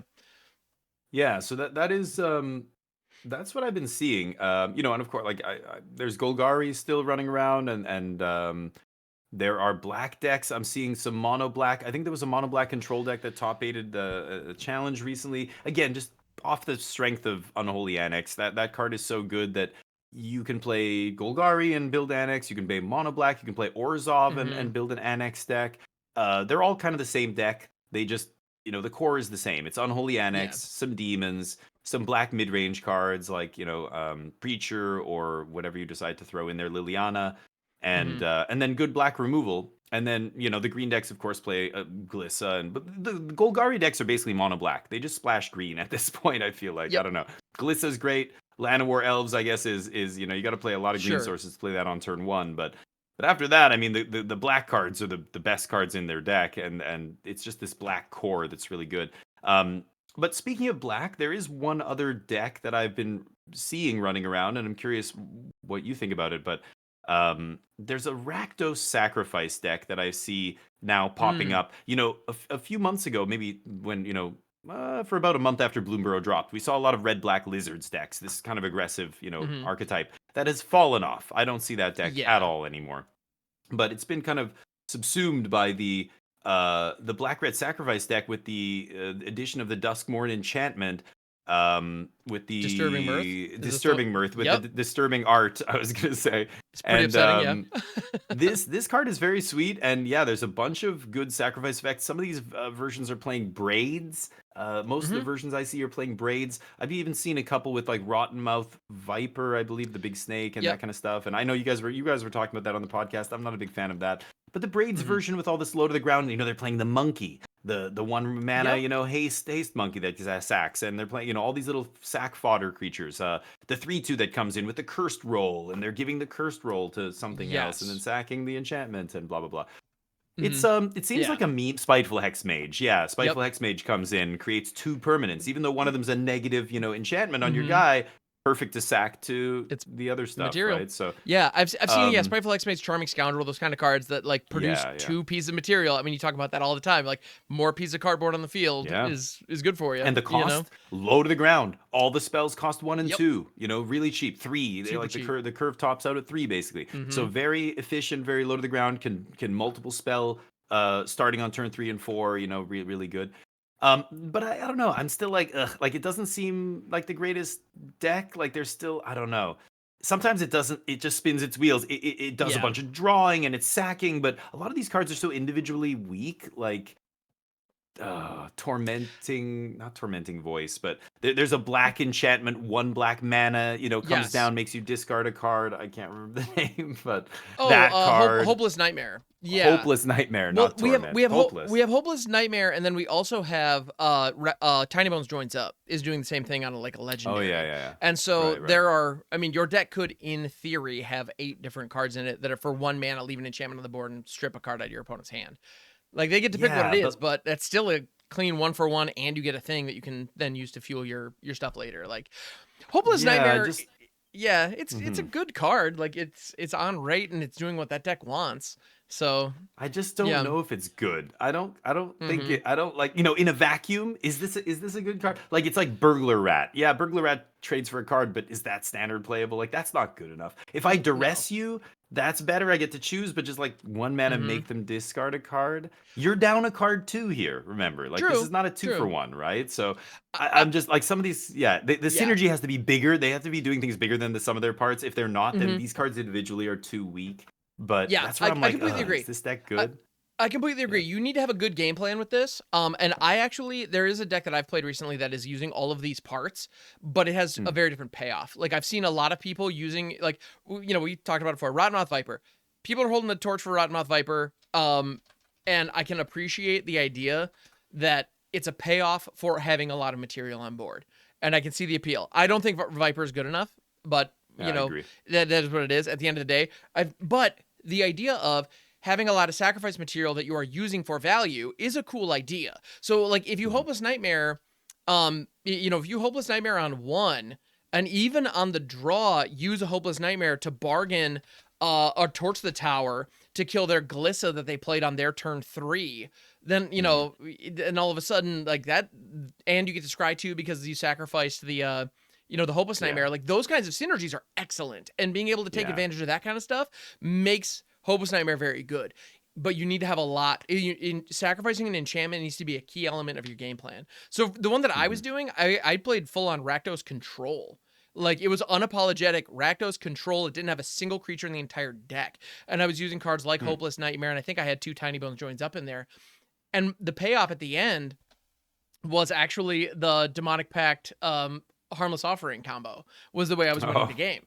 And because what that deck needs is it needs to be able to survive long enough for you to pull off the BS that you're trying to get to. Well, if you go Yeah. hard removal where you make it an incredibly hostile place for anything to be and use Disturbing Mirth and some of these other cards to sacrifice enchantments to be drawing cards as you're going, Yeah. like then all of a sudden you can make something like that work. At least I had some success with it. It wasn't super consistent, but it was fun. And Yeah. It is and fun. Fun and is a it yeah. felt, but that did feel significantly more competitive and significantly better than every Rottenmouth Viper deck I've ever tried. Mhm. Like I'm happy to say that. Like in my experience, Yeah. Viper is so the idea of Viper is so beautiful, but the reality is just not there. Yeah. That's my experience. And again, but if you're Yeah, I having fun agree. with Viper, go, continue Yeah, having the fun. fun that's why Don't I tell me to never stop you having fun. Again, but yeah, like I never talk about the fun aspect because yeah, everybody's gonna have fun in different it's like all different. Yeah, everybody's sure, definition of fun is all different. the decks are But fun technically, but according to but somebody, but yeah. but at the same time, I have seen people play Hopeless Nightmare for value, and Yeah. if your payoff in the end is reliant on restricting your opponent's cards, like if you're doing Bandit's Talent, if you're doing Liliana the Mhm. Veil, where like denying them resources is a key element of your game plan, being able Yeah. to start that process as quickly as turn 1 while giving yourself a resource you can use later, like I see value in that. Like that does seem good. So Yeah. I do think Hopeless Nightmare is a good card. But yeah, the Right. synergy it needs to synergize somewhere. Like just if you want to play just a good Yeah. mono black deck, do you put it in there? Well, Maybe not. and Probably not I actually, think because Yeah. I've never been a fan of discard decks in general because Yeah. I mean, you're again, all of these discard effects are one for one. The ceiling is very low. I think a lot of people forget how bad and why I say nobody should be playing duress in their main deck unless it's a Yep. very specific metagame or like a mono black deck that just Mm-hmm. has no answer to enchantments. You have to play something Yeah. like this, or in that these are corner cases. For the most part, you don't play cards that narrow, and I think a lot of people don't grasp the fact that you are trading a card for their card, so you're both Mm-hmm. at parity there. Yep. You've spent a mana, they have not, so they're up a mana on you. Mm-hmm. Like this is, and cards like these, not just Bandit's Talent, but like But yeah, Liliana of the that's Veil, Duress, yep. like Hopeless Nightmare. As soon as your deck gets them to 0 cards, now every top deck you make that's a Hopeless Nightmare or a Duress or a whatever, Pilfer or Dreams of Steel and Oil, like people play all these Yeah. effects. Every one of them is a dead card after that. They're Now dead draws. Yeah.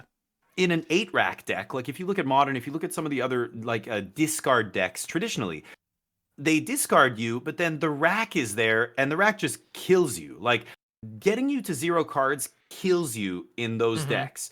But in the Right. discard decks that you see in standard, getting you to 0 cards doesn't kill the opponent. Now you No. have to you know, play something. So again, half the draws in your deck, once you get them to 0, usually you're at 0 because you've Mm-hmm. spent all your resources reducing all their resources. Now you're both top decking. Well, if you're in a top deck race and half of the draws in your deck are Duress and Hopeless Nightmare, and the other person's draws are like Overlord of the Mistmoors, Zur, like Right. crazy crap, you're gonna lose those games when you're both in top deck mode. Like that's my problem with the discard decks. What Yes. do you do when you're both empty-handed? Like Yep. there's no I rack. completely You know what agree. I mean? I Yeah, completely yeah. agree. And I think there are two factors on that I want to call out and why cards like the rack and decks featuring it, like 8 rack, can still work. Or honestly, I wouldn't be surprised though if it used to be better than it is now.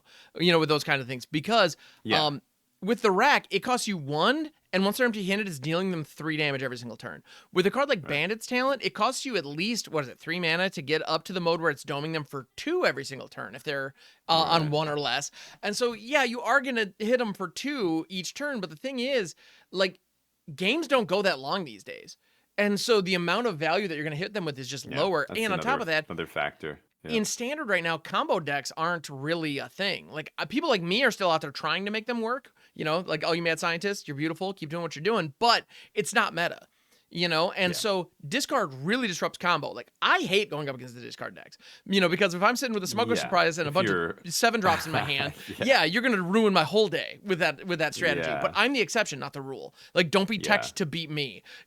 Well, yeah, right now standard yeah. is dominated by small creatures, right? Yep. Like cheap And spells. yeah. And so, it's the same reason I say don't play counter magic. Like people are like, "What about blue-white Mhm. control? Why not put some no more lies in the mono white deck and make it blue-white?" And I'm just like, "Nope. Why would I don't want to play no more lies. I don't want to play counter magic." Mhm. Even in Dimir, I was like, "I hate Phantom Interference. This is the worst card in the deck. I want to cut this card every single time."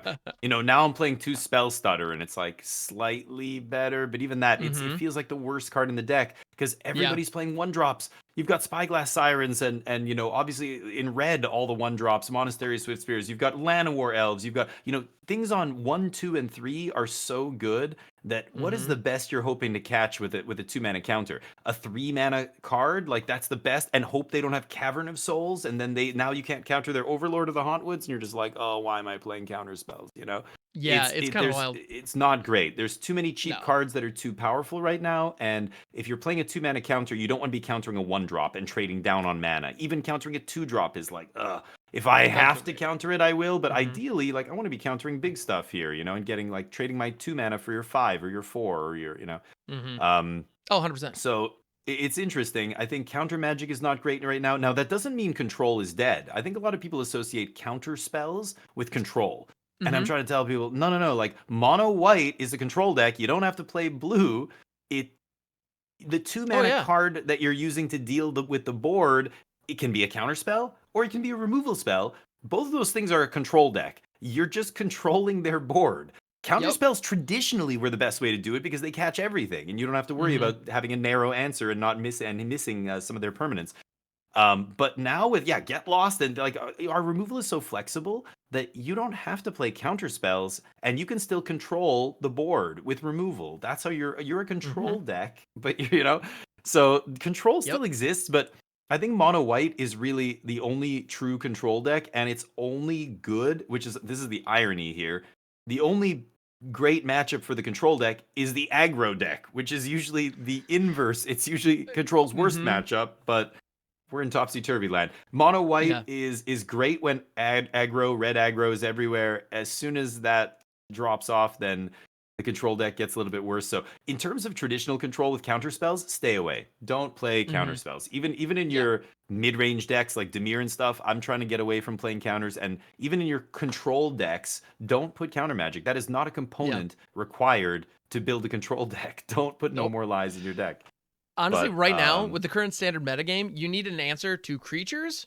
Hopefully, preferably a lot of them. So that's why you see so many cheap, sweepers because they're critical. yeah, Like cheap answers to creatures. creatures. So Yes, cheap and answers, yeah, yep, exactly. cheap answers to creatures, preferably ones that exile, and like that is non-negotiable. You can't control anything if you can't control that. But then if you just have some answer to enchantments, like because right now the Yeah, meta is just so dominated by enchantments, and if you yeah, can have that, which is why Get Lost is one of the best removal spells in the whole format right now because it cleanly answers yeah. creatures, enchantments, and planeswalkers. Not that walkers are very popular, but any deck that's running them is going to get good value out of it. So Yeah, yeah. have being able to And answer those three types is critical, and that's why you see oh cards yeah. like Urabrask's Forge being so freaking dominant because it's the only artifact that people are worried about. Well, You it's know. funny, you're right. Anyway, So Get Lost being great and enchantments being yeah, everywhere, the trifecta of powerful enchantments in standard that people are building around right now are dude. Yeah. Caretaker's Talent, Unholy Annex, and Up the Beanstalk. Those three Yep. card draw engines power the most Just powerful decks so in the good. format that are not just straight aggro decks. Mm-hmm. And they're all enchantments. So just having I'm playing my last version of Zur Overlords. I'm playing Paw Patch Formation in the main deck, and it's been great. That Yeah, was my that sounds flex right. slot. I was like, what do I want here? I'm Mm-hmm. like, and I just put a Paw Patch main, and it's been great. It's obviously great against all the mid-range decks, killing enchantments, killing demons in the air, killing. And then it ends up being fine against aggro. I cycle it, I make a food, gain 3 life. It's not even the worst Yep. against aggro. So Paw Patch has actually been has made its way into the main deck for me. I know it's in seeing play in some other main decks, like the Simic Tempo deck we were talking about earlier. I think is playing it in the main. Yep. It's been a great one, and for the reasons you mentioned, enchantments are priority number one. The thing about the Forge that I think is so funny, you're right. When you think about this, oh, wait a minute. Like everything that people are playing to deal with these non-creature permanents only hits enchantments. What if I just bring in a powerful Mm. artifact? The Yep. problem with Forge, the reason I think Forge is unplayable right now Ooh. Okay. is authority of the consoles. That's fair. That card Yeah. getting That card printed, stymies it so I hard. I can't tell you how many. Every deck that's playing white is going to bring that in against you, and if you side in Yep. Forges as your like juke in the sideboard to get away from their creature removal, you're gonna have a bad time. I Yep. love when That's my fair. opponents play Forge, so many people still do it. Like I play the authority on turn 1 or turn 2, Mm-hmm. and they play Forge on turn 3, and then the thing comes in, I gain the life, I see the little Pause. oops, and Oops. then Yep. scoop. Yeah. I'm like, Exactly. yeah, you played it. I'm like, just can't play the Forge if I have this in play, especially against mono red. Gruul has Yeah. some ways to deal with an enchantment on the board, but Mm-hmm. um, mono red, they play the Forges out of the sideboard. Ooh, I would be getting away from that because That's fair. everybody and their That's fair. uncle is playing Authority of the Consoles, which is crazy because right before Authority got reprinted, Forge was fantastic. This was a It was great. great sideboard You're. card to bring in. Yep.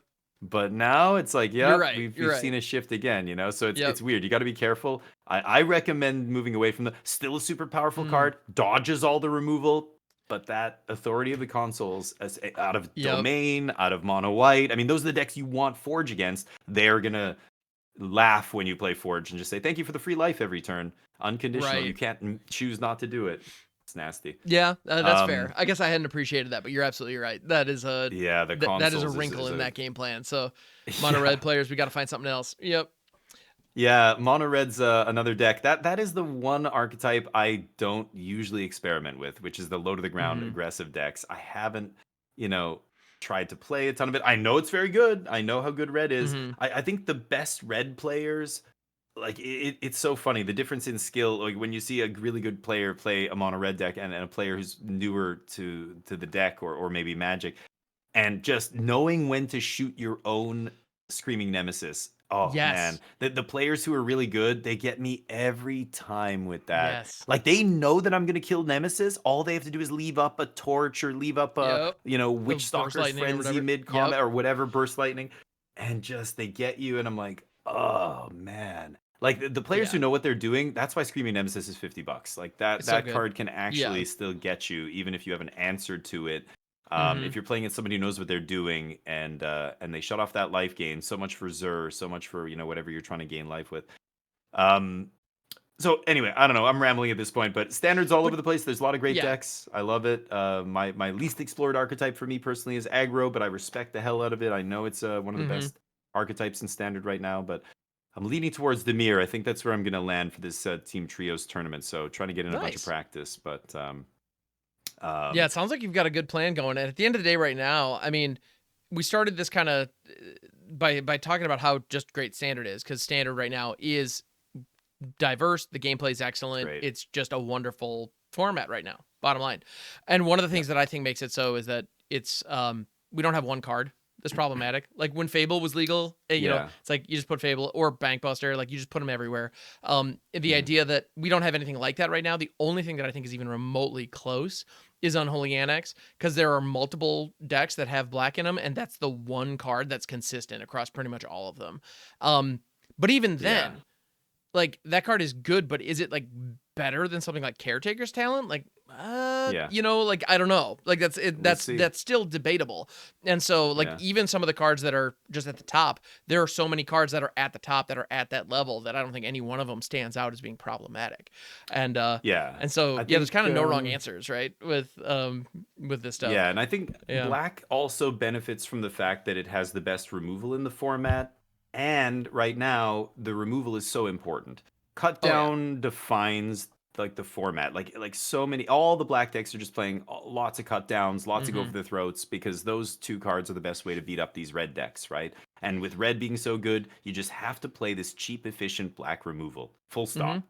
So when you've got all this cheap black removal in your deck, then yeah, I mean Unholy Annex, because the removal in white is lackluster. I mean that's the problem. Get Lost is Yeah. great, but after Yeah. that, I mean the Elspeth Smite is narrow. Lay Down Arms has huge deck building requirements. Yep. Like these cards are not as easy and carefree as a cut Mm-hmm. down. Cut down is so Yep. easy, Just and yeah, so when the black decks have the best tools, the draw engine kind of gets better because the surrounding cast is a little bit exactly. better. So, Yeah. but I think Up the Beanstalk might actually be my pick for Ooh. the most Oh busted. I yeah. mean, it's banned in modern for a reason. It's so ridiculous Fair. in Simic Otters and talented Otters, whatever Simic Tempo and Mm-hmm. Up the Beat or Zur Overlords, and any green ramp deck, like so many of them are playing Up the Beanstalks, and That is that's true. another one, but I don't know. I Yeah. think they're fair. I Yeah. think it's okay, but yeah, Well, and that is funny because yeah, we're talking about those, and you're right. If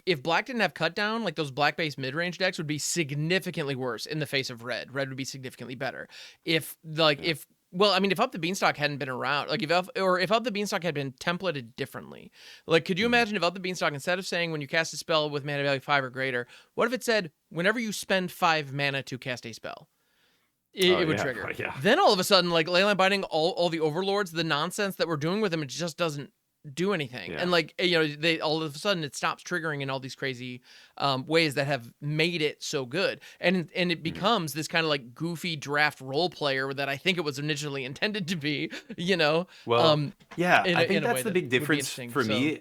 yeah, Yeah, I but agree, but and I think would that's the domain be a thing Mhm. if this card wasn't here? Like it's been a thing for No, years, but like I think it's off the back of this no. card, right? Yeah. It got such a huge boost in the arm when this card got Mm-hmm. printed. It went straight to the top of the metagame. It was already pretty good, but yeah, Up the Beanstalk was insane for that. I was playing Courier's Briefcase in this two slot. Yes. We were playing Yep. all kinds of stuff, and this was just no, this is just ridiculous. Yeah. Way better. So yeah, Yeah. Briefcase. Even though Briefcase. Briefcase was in the Pioneer Masters event, I played a couple of these in my limited deck. Oh, Still sweet. Played a lot of Gates. Played the Gates deck, all the colors. Jammed a couple of Briefcases. Drew some cards.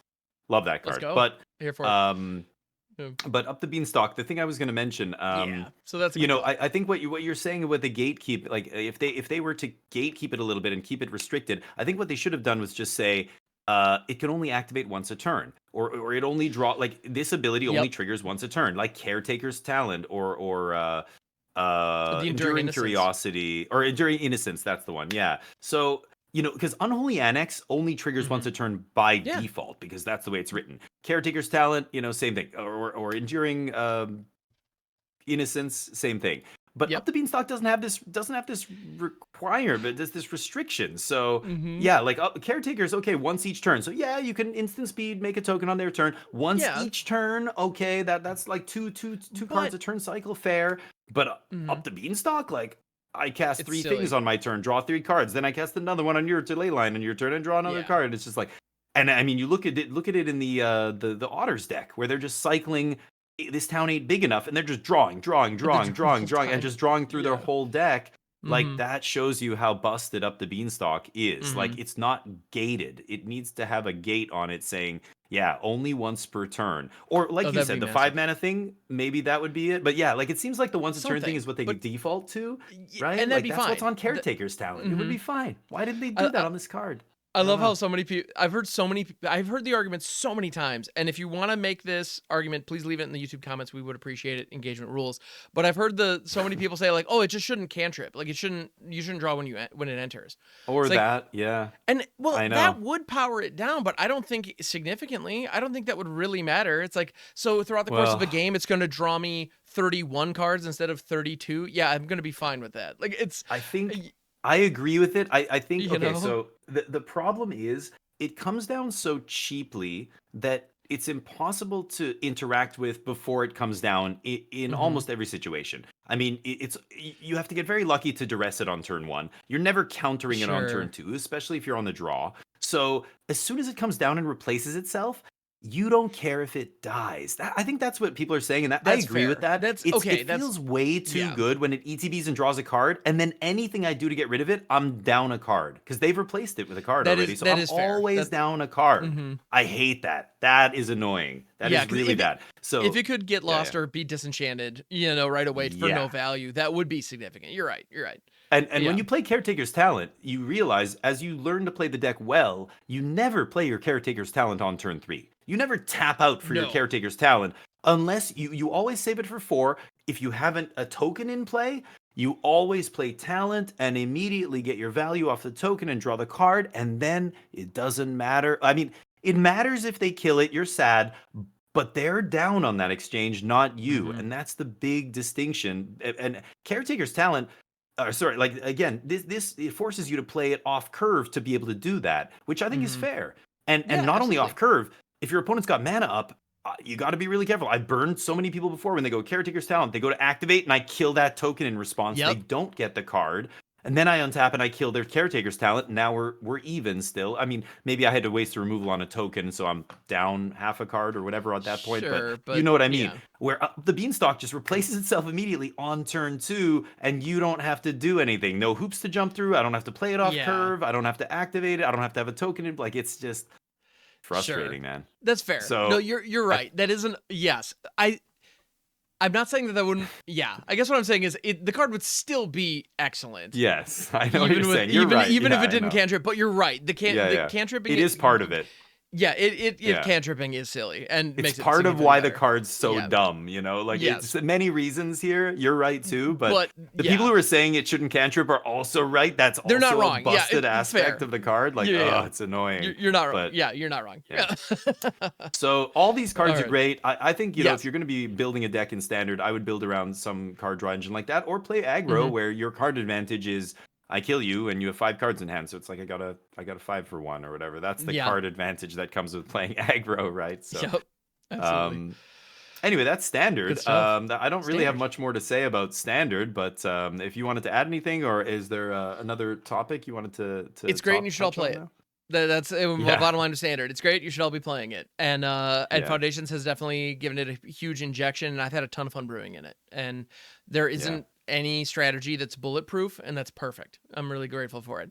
And the more I yeah. find that there are certain cards that I personally find frustrating to play against, but like hmm something like Deep Cavern Bat is like it's become a joke in my channel about how frustrating I find Deep Cavern Bat, because it's not overly good. It's just annoying. Like, it's just and Yeah. I find myself wanting to play cards like Cut Down and Torch the Tower in pretty much every deck, just so that Yeah. because even if you don't have the mana open, when Deep Cavern Bat hits you, they kind of have to take it. Otherwise, when you untap, you're just going to use it, and so it's one of those cards that I've been building around because it was so popular. But as variety has expanded, I've seen far fewer bats these days. Yeah. I mean, I was just gonna say. if it's in your deck, you'll draw it for some reason. Arena just loves this card, but it's far less popular than it was, like Well, significantly, and that's exciting. I'm and glad to see that. you can see the reasons for Yeah. that are pretty obvious. I think to me, Mm-hmm. the two decks that played Bat all the time were the mid-range decks, Golgari Yep. mid-range and Dimir mid-range. Golgari mid-range picked up Llanowar elves. So I'm not gonna play Yep. 2 drops. I'm gonna go from 1 to 3. I'm on turn 2. I'm gonna play a Glissa, or I'm gonna play an Unholy Annex. I'm Yep. a Preacher. I'm gonna skip this altogether. So Mm-hmm. instead of being proactive and whatever, I'm just gonna do my own thing. And hey, can you stop me? Because I'm just gonna skip this 2 drop. Yep. Demir with Kaito, this is the last thing you want to bounce and give them their card back when I put a Kaito in play. So it just Mm-hmm. does not line up well against with Kaito in your deck. You'd much rather bounce obviously a 1-drop that ETBs and gets you value, or it has flash or whatever. And the other issue I think with Bat, not only does it not line up in those 2 mid-range decks that used to play it, now they're both playing a new card, and that new card doesn't jive with the Bat very well. They don't really mesh together very nicely. The Kaito doesn't work in the mirror with this. The Llanowar elves don't want you to play this on turn 2. And then Cut Down and Go for the Throat being everywhere. I think just the Yeah. cheap black spot removal everywhere, Bat's just a Well, liability. You get to look at their hand and that's exactly. it. It's Urza's glasses. Well, Yeah. and this point, right? It's Urza's glasses, and this point, it kind of brings up what makes Standard so freaking good, is because Yeah. a couple of sets have come out, and everything has shifted to a point that took a card that was, I mean, every single time I was building a deck, I was, well, what do I do for against turn 2 bats? And I wanted that answer to be in my main deck, not even in my sideboard, because I had to be ready for it every single time. And now, because of these payoffs that you're talking about, and the needs of those decks have shifted, all of a sudden, this is barely a consideration. I still get annoyed when I see it, but that's more like baggage from the past. Like, it's not that I can't deal with it. It's just like It's a annoying. classic frustration. It's still a good Well, card. And Yeah. when your opponent has seen 15 cards out of their deck and somehow they have 3 of these damn things in play, that's its own that's a level I of know. frustration that I have a difficult time expressing in words. But that is a unique outlier. That's not a standard situation. And honestly, I've gotten to a point where there are some days where I'm leaning into that and being a little bit more outrageous for the camera, just for the content, than I'm actually feeling, which isn't common for the record. I don't do that all the time, but it's become don't an ham inside it up? joke at this point. Come on. Every now and then I will, but for the most part, if I'm expressing a feeling, it's because I'm feeling it. I believe authenticity is important around Twitch, but I know I like that. I different agree. shows have different vibes and different goals. But anyway, Yeah. on my channel, I value that. But in any event, Bat's annoying. Bat Yes. is annoying, but Standard's constantly evolving, and every new set is injecting changes. And like you talked about Urbrass Forge earlier, Urbrass Forge was the silver bullet in those red decks to give them play in best of 3. And now we've gotten to a point where just the inclusion of Oracle or Authority of the Consoles, like, the card is just straight garbage all of a sudden You in can't those play, matchups. yeah. And it's like, it went from an amazing 4 of sideboard card. Like, I had a red aggro deck at one point where I wasn't, I didn't have Forge in the sideboard, and people were giving me crap about it, and they were right. But now all of a sudden, it's like, well, I mean, maybe we, this is, anyway, this- it changes things in an interesting way. So, it brings up an I love how it interesting shifts. point. Yeah. Yeah, things shift, but nobody seems to remember that. Everybody, all the players who play Magic, every time a new card starts to rise up in the format and become dominant or become very widely played, the sky is falling. Oh my god, Deep Cavern Bat's too good. I can't believe they printed this 2-drop. Before that, it was Sholdred. Oh my god, Sholdred's too good. Blah, blah, blah. Before Atraxa, they should ban Atraxa. Why is Atraxa? Fast forward 6 months. Atraxa sees no play in the Not in really. the domain decks. No Atraxa. Like, I mean, Mm-hmm. there's people cheating it in or whatever, but the decks that played a Yeah, bunch of but Atraxas, the domain ramp deck, no mm-hmm. Atraxas. Shouldered, almost gone completely from the format. Like, a couple decks play one or two, with Rafine gone. Like, when things change with a rotation and stuff, you see how these cards that were once $80 cards and super, well, price is a weird thing. I don't like going by that because Yeah. Commander has a big effect on this stuff, and so, like, Shoulder is still not a cheap card because again, it sees play in a bunch of other formats. But in Standard, it's not the boogeyman that it was. People were literally like, it should be banned. I said they should ban it at one point just to open up the format and allow Red to breathe a little bit. This was when, aggro Mm-hmm. was unplayable for 2 years, 3 years almost. But with Rafine gone, suddenly we don't need to punish that card draw so badly. Now, it's coming back a little bit, but only one or two. Like, it's not seeing a ton of play. Bat's another example. Yep. People would complain about Bat like incessantly. And it's like, look at it now. Like, this is what I mean. If no matter how Mm-hmm. bad you think the game is, the sky is never falling. Just No. wait. You'll see. Yeah. Things churn, and Mm-hmm. suddenly a new thing happens, and suddenly the whole format shifts, and that other card that we were worried about just like vanishes Just yeah. completely. If you told me 6 months ago nobody would be playing Atraxa right now, like except goofy like tier 2, reanimator decks and stuff, like none of the top decks are playing stuff like that. Like the domain deck's not playing Atraxa, Mm-hmm. I would have said, get out of here. You're crazy. No way. Right. Nobody, Golgari and Demir aren't playing Deep Cavern Bat? Zero in the 75? Mm-hmm. No, you're lying. Get out of here. Like, I would never Yeah. have believed you, but you got to zoom out and remember this is Magic. Things change constantly. Don't ever assume that a card is too good, it needs to be banned, because within a month's time or a few months' time, you might see that card disappear completely. All it takes is Yeah. one new set dropping or, whatever, rotation. One card that I was I was building a deck or something, and so it came up in a filter as being standard legal, and I was kind of shocked by. But just kind of to illustrate the point, did you guys know Phoenix Chick is still standard Oh, yeah. legal? Yeah, Dominaria. Yeah. Yeah, this was Not good one of enough. the cornerstones of the red deck, but it just, I mean, I'm not Yeah. suggesting anyone actually play it anymore, but like, it's just Well, the whole deck and the whole dynamic has shifted so dramatically that it's yeah. not even a consideration anymore. Like, No, not it even got close. upgraded.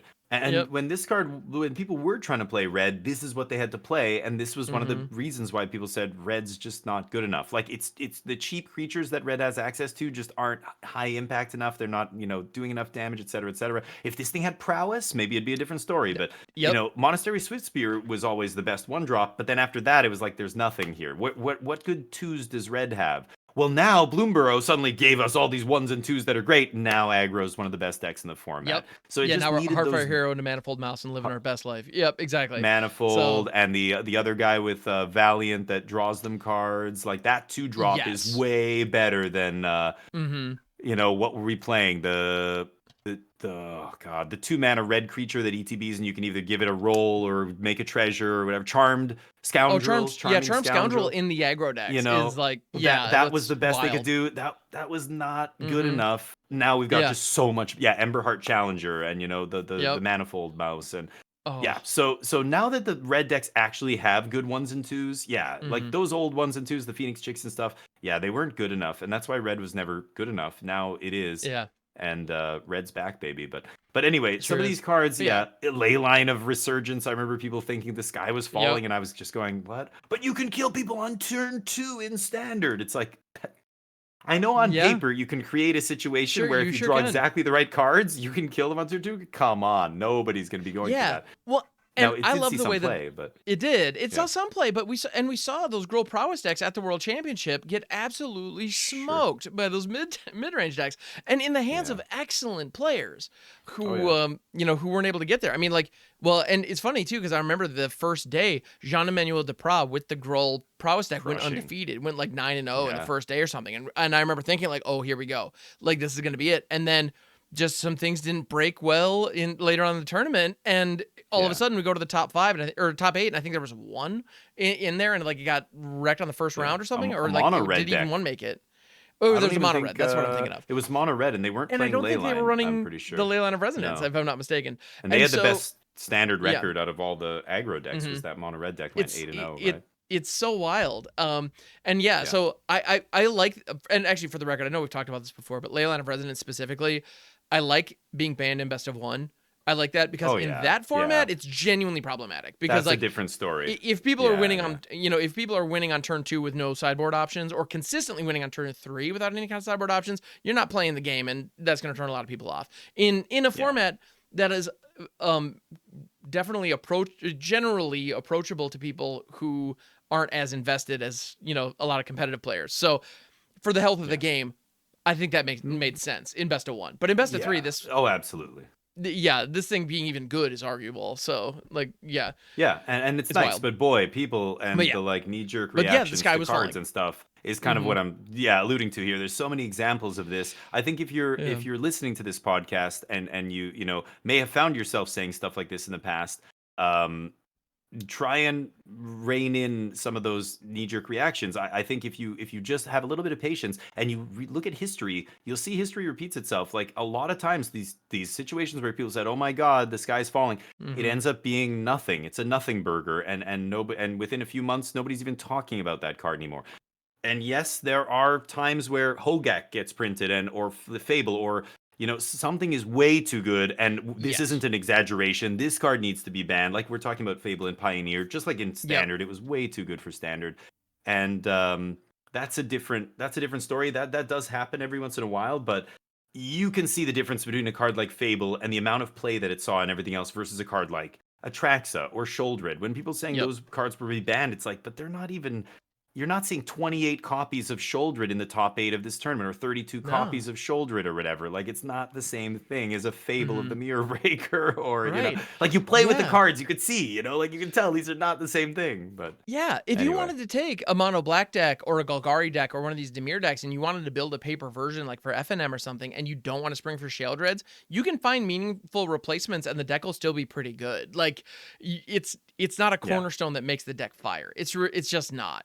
And Yeah. yeah. They're And good the other cards, but they're good, yeah, but ban worthy but is different than not good. yeah. And Right, the right. other thing that I want to talk about one comment that I'd like to make, and then we've been going longer than we had We can initially planned, diverge. which is great. But yeah, Yeah. we one thing that I want to mention, if you ever find yourself calling for a ban or wanting to call for a card to be banned, um, really stop and think about that, because one of the elements of that is if you're saying this card needs to be banned, you are saying I am powerless to fight this. I'm powerless to beat this card. And in some cases, like 4-mana Omnath or Fable of the Mirror Breaker in Standard, yeah, those cards are problematically strong and there isn't any good tech to stop them. Like, it just doesn't exist. So yeah, Yeah, those there's no need to be clean banned. answer. Yeah. But if you're having problems with Sheoldred, if you're having problems with Deep Cavern Bet, if you're, as a Reanimator player, like when Rest in Peace got spoiled in the big score sheet, I was sad to see it. Like I don't love that card being present, but okay, if I want to continue playing Reanimator, I need to have an answer for that, which is going to answer me. And now all of a sudden, Mhm. like I now have to deal with it. And I have I have won games by reanimating Valgavoth when at one point earlier in that game, my opponent had a Ghost Vacuum and a Rest in Peace down. And Yeah, because I same. sideboarded in, my Terra Sunders and my Tranquil Frillbacks and my other answers, I was able to continue and execute my game Yeah. plan because those answers weren't bannable. They were a challenge that I needed to overcome, and I could. Right. And in some cases, they still get me.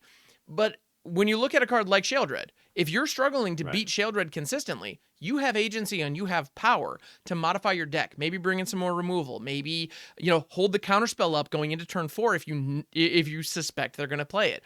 Like you can do things differently to beat it. You have power in those situations. You have agency and you have more control than you realize. So just change the way that Yeah. you approach the game and go to and try to beat those cards that you find yourself railing against. Because a lot of times those can be illuminating and kind of show you some holes in your personal game. I know that as somebody who's called for plenty of bans in the past and had plenty of issues with certain cards in the past, the moment that I kind of tried to change that, I became a better player and I enjoyed the game more. So I would encourage, Yeah, that's a if you good find point. yourself regularly calling for bans, like I agree. I think challenge that feeling. Yeah. try and first determine, yeah, can I beat this? Is this good? Hmm. Now, like again, you'll quickly arrive at a point where you'll say, well, I can answer this, but Hmm. it's way too hard. I've got to spend way too many resources. Like look at a card like Fair. Shouldered. It's very easy to answer because it just comes down, doesn't Hmm. do anything. Compare that to a card like Up the Beanstalk or Fable of the Mirror Breaker, where Yeah. it immediately gets value creates another piece of cardboard or draws you a card or whatever. Fable of the Mirror Breaker, yeah, there are answers to enchantments, but you are not cleanly trading for this enchantment ever. No. That's the problem with Fable of the Mirror Breaker. It's not that you Yep. can't answer it, it's because yeah, like you can't answer it cleanly, or the only way to answer it is to go down on card. Like you're taking a Mhm. hit no matter what you do.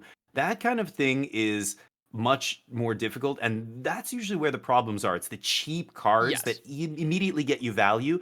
Then it doesn't matter if you can answer them or not. You're always down on that exchange. That's Mhm. when we run into a problem. So we talked about Up the Beanstalk. We Fair. talked about Fable. You know, you Mhm. compare that to Shouldered or even Atraxa. Like Atraxa is very powerful. It does Yeah. ETB and do a huge thing, but it's 7 mana and 4 different colors. There's Mhm. so many things you have to do in terms of deck building and everything else to make this card a playable card and have it be relevant in a Mhm. game of Magic that only lasts 5 or 6 turns.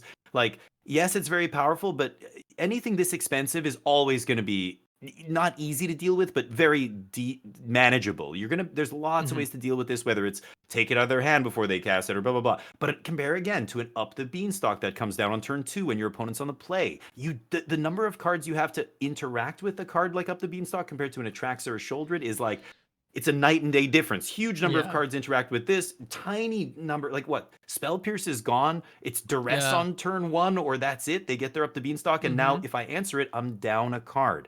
Just like Fable Yeah. of the Mirror Breaker. I mean, God, in Pioneer, the best cards in Pioneer, Thoughtseize, Fable, Fatal Mhm. Push. You know, if I can Thoughtseize you on turn 1, take your one answer to maybe stopping my Fable, and now I play Fable, and that's it. And I take your Mhm. Thoughtseize, I play my Fable, and Right. there's no way to Yeah. cleanly answer this. Like it just gets you so much value that yeah, even if your opponent deals with it. So it's funny. You're right. We've got to always go look like what can deal with these cards, and then line that up in the game and see how it goes. Wait a minute. Yeah, I can deal with this, but it's the thing I'm doing is way more expensive to deal with it than the amount of mana they paid for this, or Yeah. they've already got a bunch of value cards, whatever, off this, and so I'm answering it, but I'm still way behind, or you know, and on and on and Mhm. on.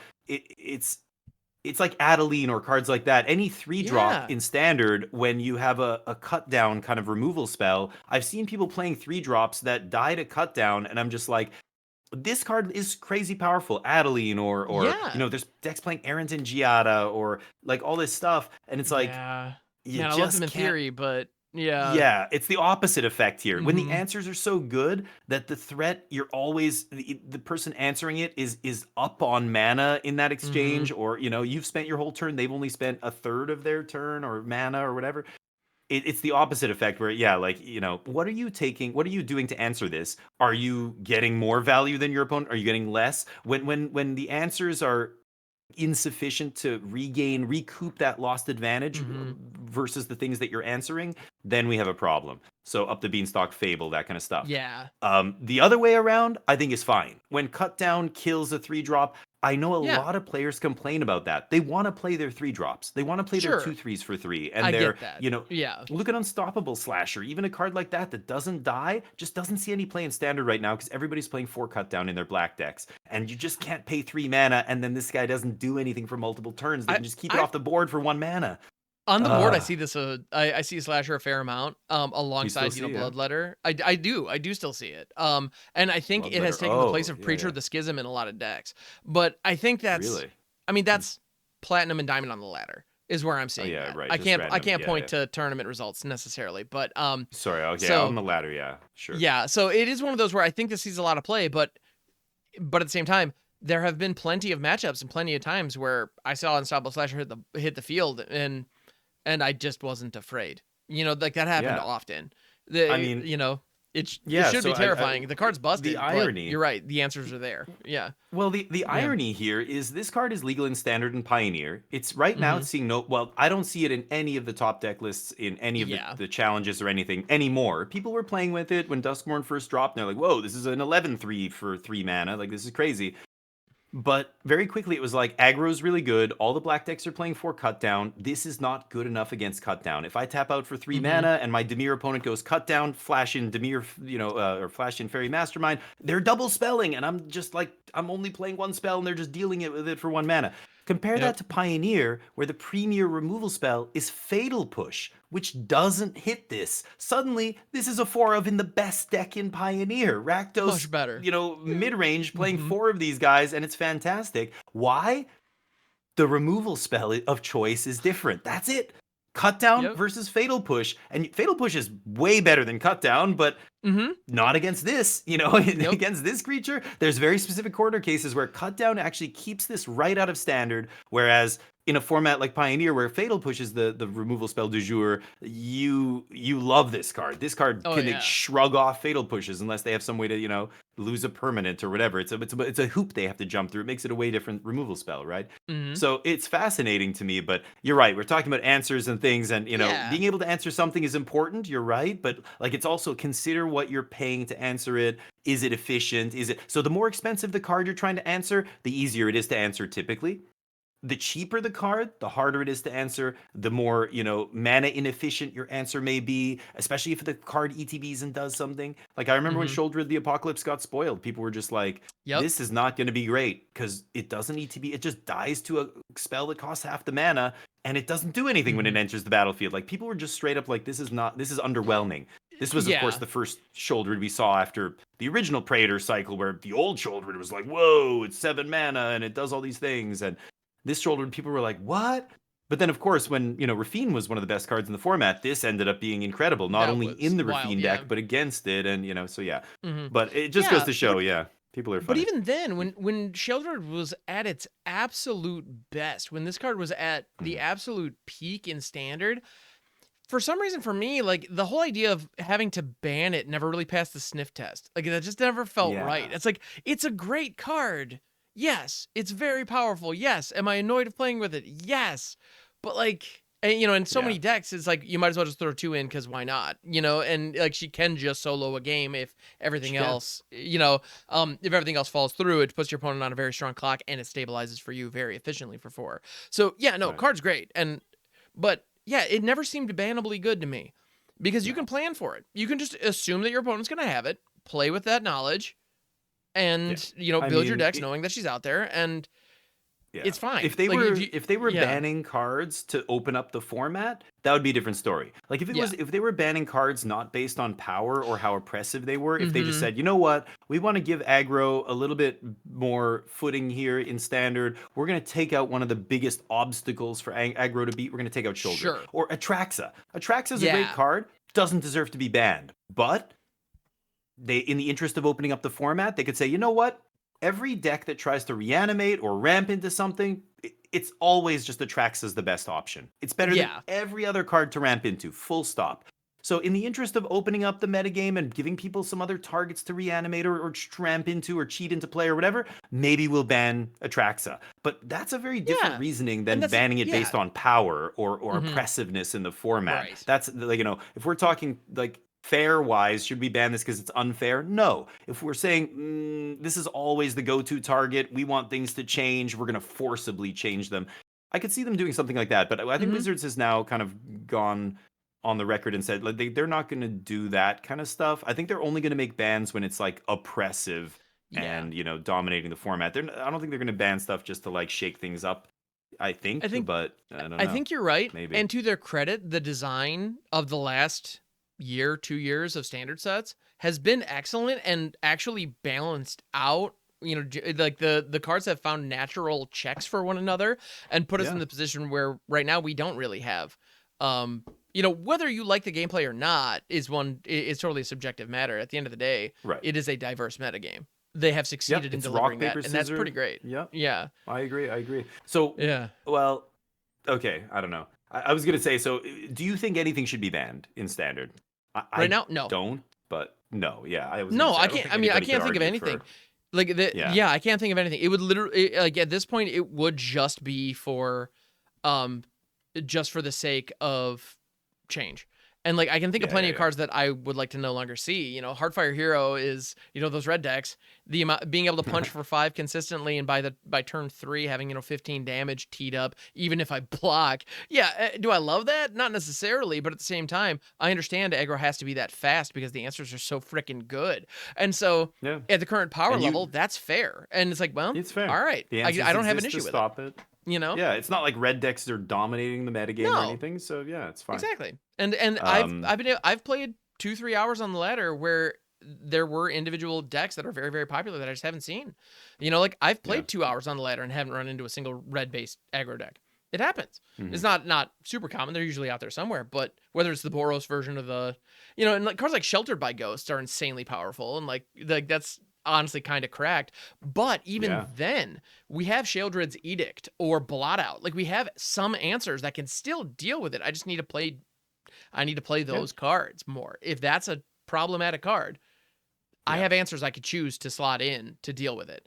And, Right. you know, so yeah, no, I don't think I anything agree. needs to get banned. Yep.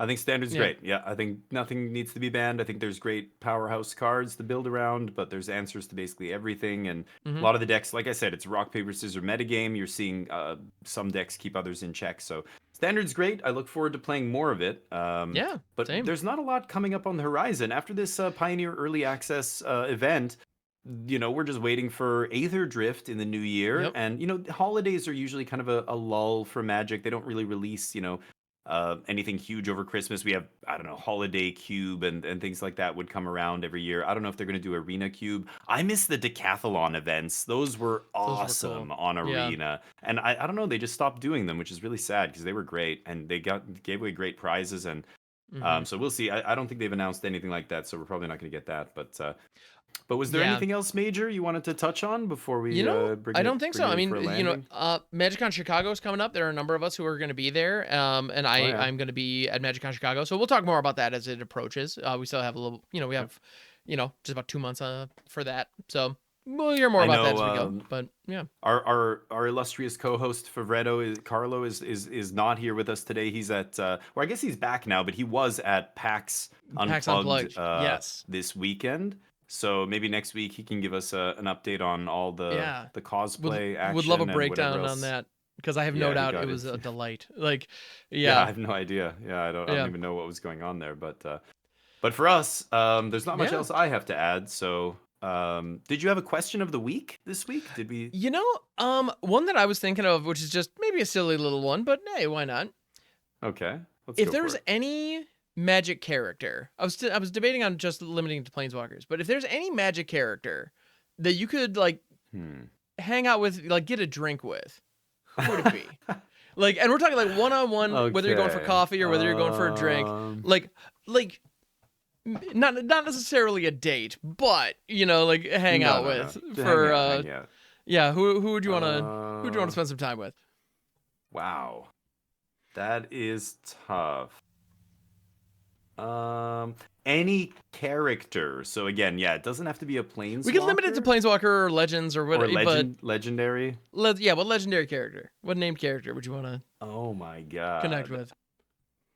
I Okay, I mean, it depends on what kind of night I want to have, I guess. But I want to Fair. say, if I'm looking for like max fun, like if I want to go to Vegas for the weekend with somebody from the Yeah. Magic universe, it's probably a weird call, but I want to say like Tybalt. Ooh. I don't know. Tybalt would be a wild card. It would be crazy to go hang out with Tybalt. He probably would be a douchebag, I imagine, but I don't know. He's a Probably. devil. He would probably try and troll you or something. But You'd somebody have some like stories that, though. I don't know. You would have I some wouldn't. stories coming out of that for sure. Yeah, That could be fun. I I'm wouldn't down trust. for it. I wouldn't trust Jace. He would probably be all up in my brain, my thoughts and mind. He I would can't tell just you wouldn't trust everything that you guy. want. Yeah, Jace would tell you everything you want to hear for the entire night. And Yeah. then I think disappear when it came time to pay the tab. I think is what I would expect out of Jace. Yeah. He's an Yeah, illusion suddenly. exactly right. Yeah, Yeah, and the other planeswalkers, some of them are too goody two shoes. Like I'm not a big sure. fan of like Nissa and Gideon, Hmm. obviously Chandra, Elspeth, and I don't Yeah. know. Even Soren's kind of like he's so mopey. Vampires just mope Yeah. around all the time. Yeah. Not into it. I'm trying to. I don't know. And then there's some straight up evil ones, which obviously I wouldn't be super keen Sure. on hanging out with. How about you? Yeah. Who would be your Let's get a beer together? The first one that came to my mind was Commodore Guff.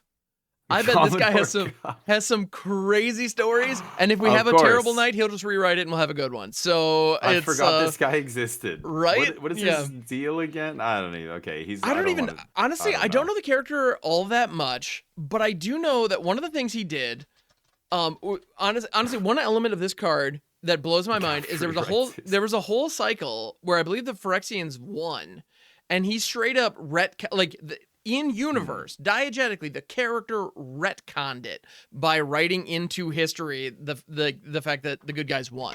And like whenever you have any character who has that kind of sway over the very fabric of the universe, like he almost Yeah. has like a Magic's like Tom Bombadil kind of feel. I was just gonna say it's like Tom yeah. Bombadil. Yeah. Like just so powerful and so above it all that he can straight up rewrite the very fabric of the universe. I don't know. I want to get to know that. I want to see what is that cool. about? How does that work? See, this is where I don't know all these characters now. And you know what? Pretty soon it's like we could have said something like I want to hang out with the 13th Doctor or Gandalf. Pretty soon it'll be like you could hang out with Peter Parker. Or, yeah, I mean, if I could smoke a pipe with Bilbo, I bet you. Of course I would. Like, yeah, I mean that's a given. Exactly. Yeah, but yeah, it's funny. You remember thinking through the Planeswalkers. One that actually I think would honestly just be a genuinely good hang. That I would be intrigued by, like Kaya. I bet Kaya would be super fun to hang out with. Maybe I'm wrong, but I don't know. I don't know get her the story. impression. I know she's an assassin. I know she killed a bunch of people. She's got a lot of angst. She's got a lot of revenge. There's a whole revenge thing going on there. There's something there, and I don't know. I want to hear her story. Like I would love to. Okay. Yeah, I'd love to have a somber beer and swap stories. Mine would be nowhere near as interesting. And I'm sure she'd like to hear all about streaming. Exactly. So I can totally see that now. So you mean to tell me that you play a game and people pay to watch you play a game? And I'm in the game, and you're casting me. And I'm in the you're casting me. And it's like, well, yeah, because you're a 7-drop, and people just don't see it coming, and I have to cheat you in with some way. Yeah. She's like, excuse me? Are you Like, saying I'm large? Yeah. What are you calling me? Like, no, I mean, not. No. You're not big. You're the cast. No, you're the card. You're powerful. That's anyway. You're expensive. You're expensive. High maintenance. Yeah. No. Yeah, it would be awkward. Anyway. Interesting. Yeah, maybe. But yeah, anyway, I don't know. Think about Kaya, but cool. Kaya. Well, the other one that came to my mind was Tyvar, because I freaking just adore all the cards that Tyvar's on, and he seems like a really funny character. But now thinking about it, like, we would not have hung out in high school. Like he and I just have nothing in common whatsoever. So that'd probably it would be one of those very it would be polite but awkward, where it's there is nothing to bond there. But mad respect, love the dude, but yeah, it's just anyway. Yeah. Huh. It's the nerd and the jock situation. It is what it is. Exactly. Nice. But yes. Well, let us know Good in the stuff. comments who you'd like to hang out with from the Magic universe. Like and pretty soon, you're going to have a much larger cast of characters to choose from. You will be able to say Spider-Man. 2025. In just a few months. It's true. Yep. It's going to be a hell of a year. We'll be here the whole time reporting on all of it. Don't change your subscriptions on YouTube. Stay tuned right here. Indeed. So yes, we'll be going over all the good and the bad. So absolutely, and we'll be back next week to talk about various things. If you want to hear more about that, follow, like, subscribe, all the things, whatever engagement it is in the platform where you found us. Please do that. It helps. We appreciate it. And in the meantime, stay good to each other, and we'll catch you on the next one. Later, everybody. Bye.